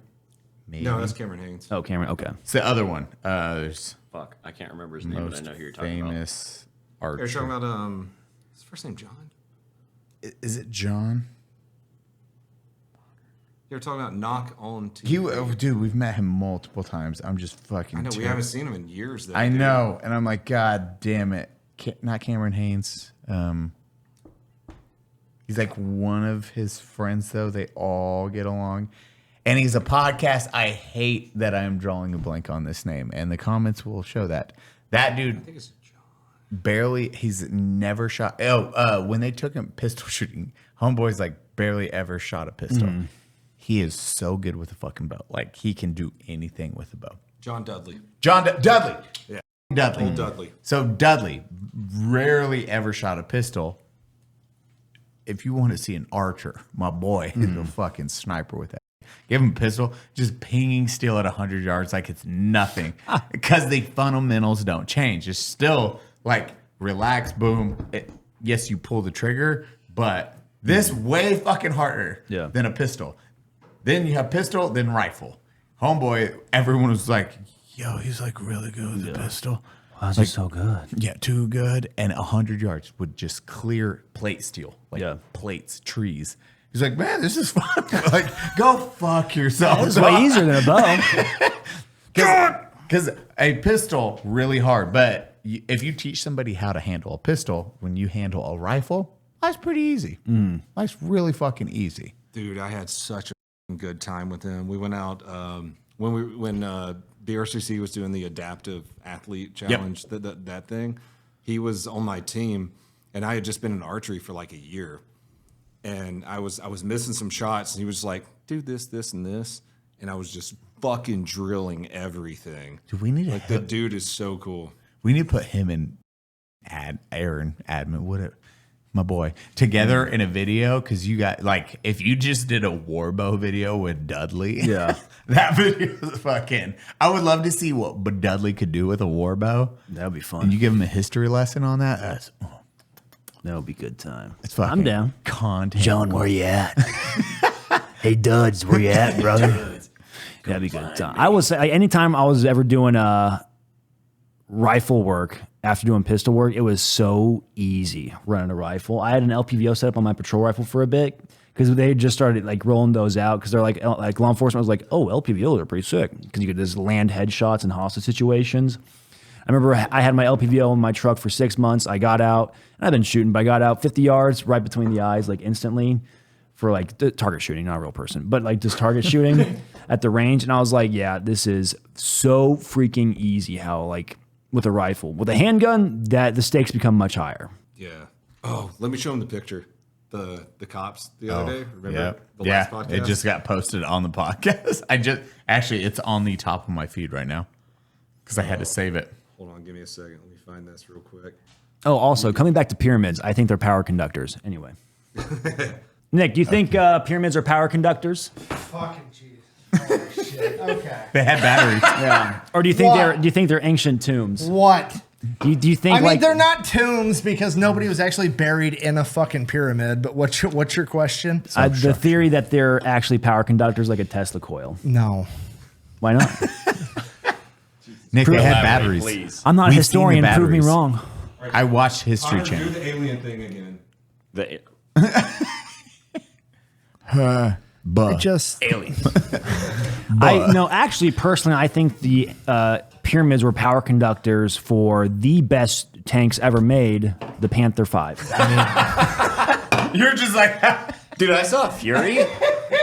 American tanks fucking suck, bro. It would take like 6 Shermans to take down one Panther. do they suck? I honestly do they suck? also Is that think- what, you know what my favorite argument in favor of like wearable German fucking supremacy, blah blah blah, is, first of all, the entire theory of like the clean Wehrmacht, like the Wehrmacht they weren't radicalized, they were just innocent people doing what they were told. First of all, that's fucking stupid. There's no such thing as an innocent person doing what they were told. I will absolutely judge you by the orders you follow just as harshly as the orders you don't. So that's a fucking stupid argument.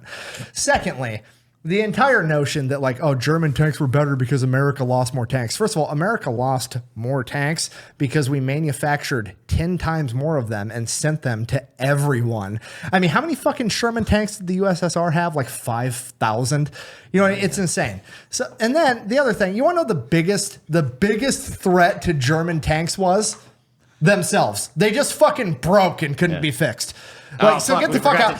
We forgot to change the and oil. the entire notion of like, oh, well, you know, the Americans lost more tanks going up against the Germans. Did they? Did they really? Maybe number-wise they lost more tanks, but you want to know how many tanks the Nazi Germany lost going up against the Americans? All of them, because guess what doesn't exist anymore? Nazi Germany. Go fuck yourself. The German military sucked. Sorry about it. I hate to break it to you, but that's just how that goes down. Personally, I think karate is a better fighting style than Brazilian Jiu-Jitsu. What? No, what'd you say? I didn't hear you. Personally, I think karate is a better fighting style than BJJ. Can I have another beer, please? Sure, yeah, we'll get you another one. Show, can I have another Bush Light? It gets worse. Look at this our pistol. His pistol underneath his kit. I didn't see that. It gets worse the more you look at it. I actually like old school karate, believe it or not. Oh, no kidding? Yeah, no, it's old school karate is fucking legit. Like back in the day, under his kit. in like the 80s, like old school American karate is legit as fuck. Yeah. It's so good. I mean, like he's not American, but look at like Lyoto Machida, old school karate. He Oh, was in there- Machida he killed. was in there fucking up Muay Thai strikers all the time. He had that back stance. He would just cycle backwards and fucking hit and strike. Old school karate is incredible. Karate just gets a bad rap now because honestly, it's just been around capitalism so much. And now people are basically, I don't want to say they're selling belts, but like, Everyone's seen personally, as a dude that's been Mick around Dojo. combat sports a lot, if you gave me the option blind pick of like, hey, would you rather get in a fight to the death with a black belt in karate from 1970 or a black belt in karate from 2020? I'm picking the black belt in karate from 2020 all day. Just because the statistical probability that that person is a legitimate fucking deadly badass is way lower.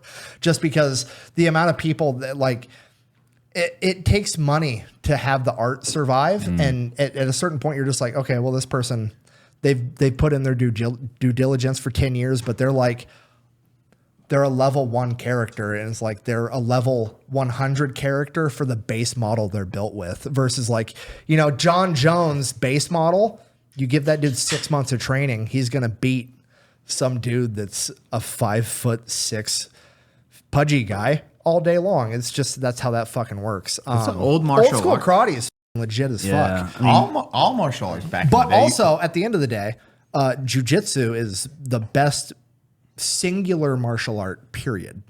What about like, wushu, though? what's that? What about wushu? Like the pork?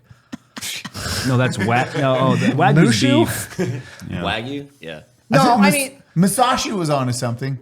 yeah, I mean, if you can cut somebody's head off with a sword, by all means. If you have like 72 duels and you've never lost, and then you duel the greatest samurai at the time and you win, you're like, okay, I have the best fighting style with swords at this time period. grappling's the Good to best go. singular martial art, period.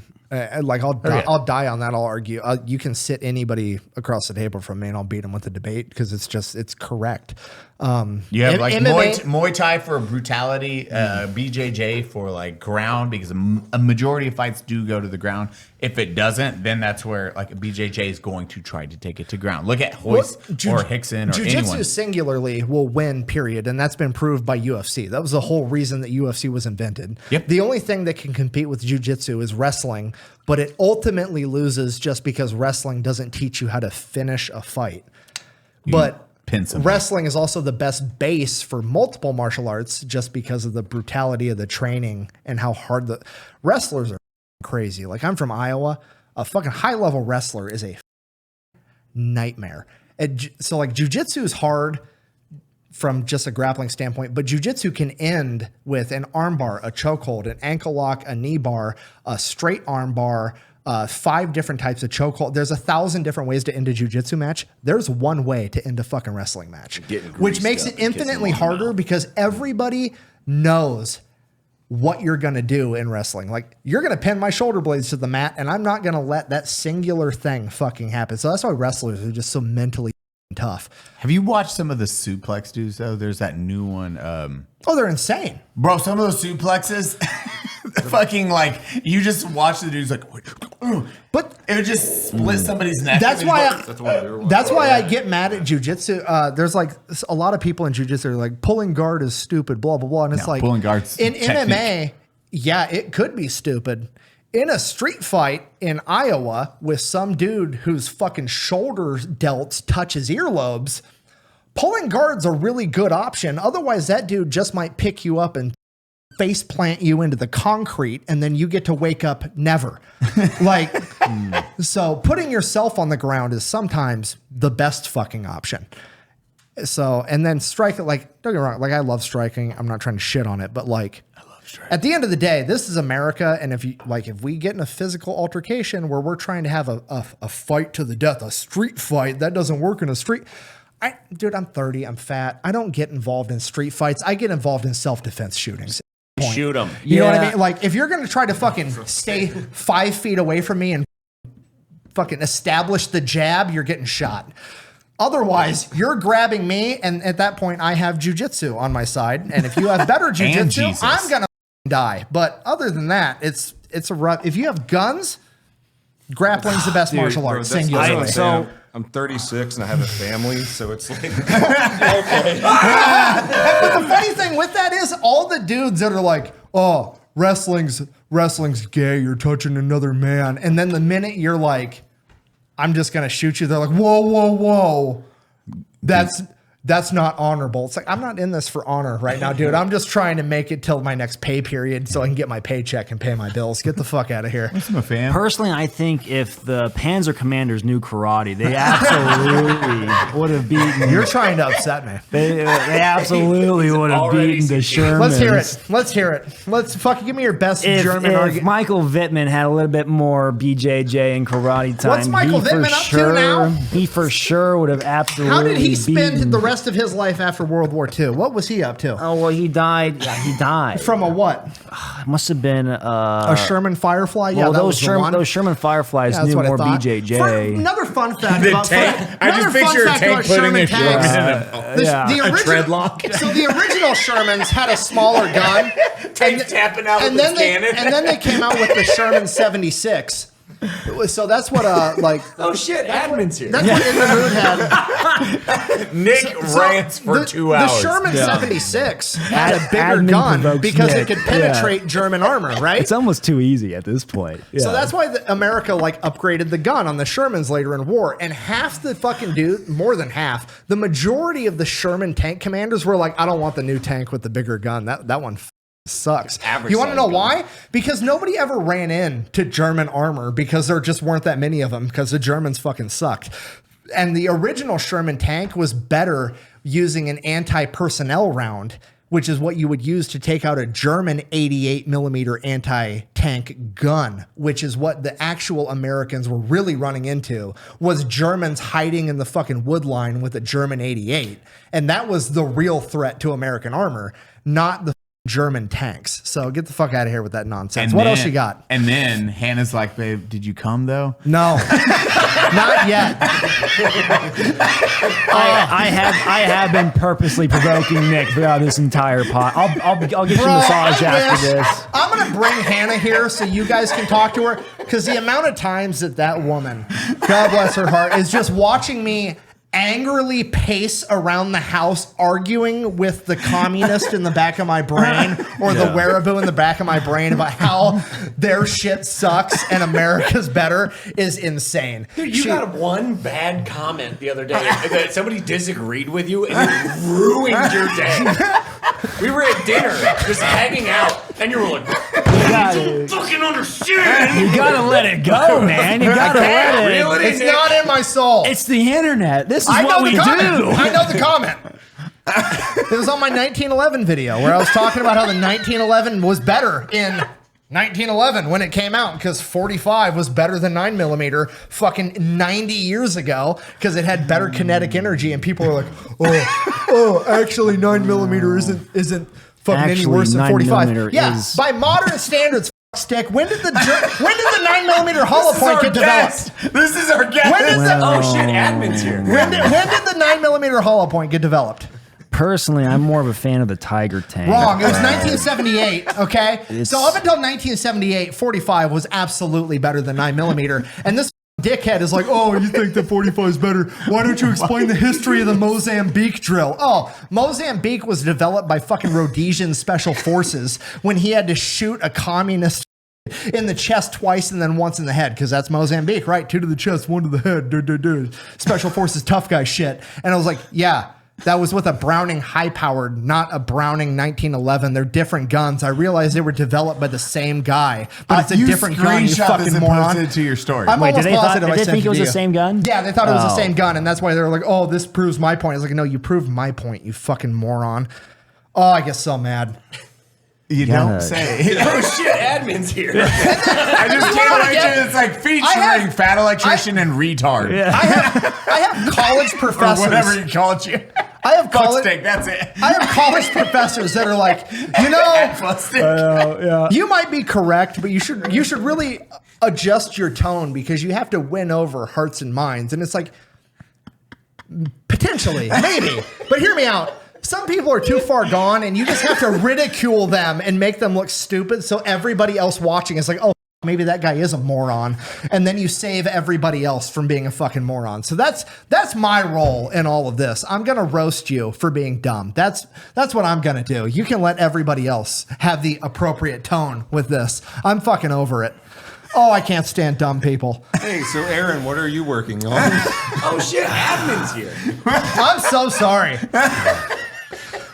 I love Aaron. He's a great person. You mean fuck stick? Yeah. I think Erwin Rommel really had a good shot of saving my the fucking Third God. Reich's chances during World War II, but he was really hindered by Hitler. Any Allied commander had no chance against Erwin Rommel, truly, if he was left to his own devices. Cody, Cody, close it out before he starts. Cody, close it out before he starts. That will be a part of the after show.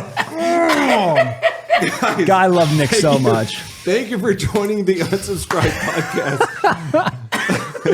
I was joined today by Eli Double Fat, my friend. Eric. Yeah, fuck stick. Just going Fuck stick results. Administrative stick results. Oh shit, admin's here. Fat Electrician, myself, and King Trout. Thank you for coming on all of us. Wait, can I say something real quick? Nick's channel is absolutely one of my favorite channels to watch. Whenever I'm eating food, I'll throw on some Fat Electrician and enjoy some history. It's also great to be on the Unsubscribed podcast. I love this channel a lot. Funny story, I was telling Cody off camera, but back when I was a cop, we would watch his shooting breakdowns a lot, and it was a really cool thing to finally, be working with him. So it's great to be out here, guys. Thanks for having me. Also, hi, Connor. Hi. No, I like Trout a lot. He's a great guy, but thanks, Also, man. side note, how is it making new accounts and commenting on his videos? It's never been easier. That's you, motherfucker. This is a perfect outro.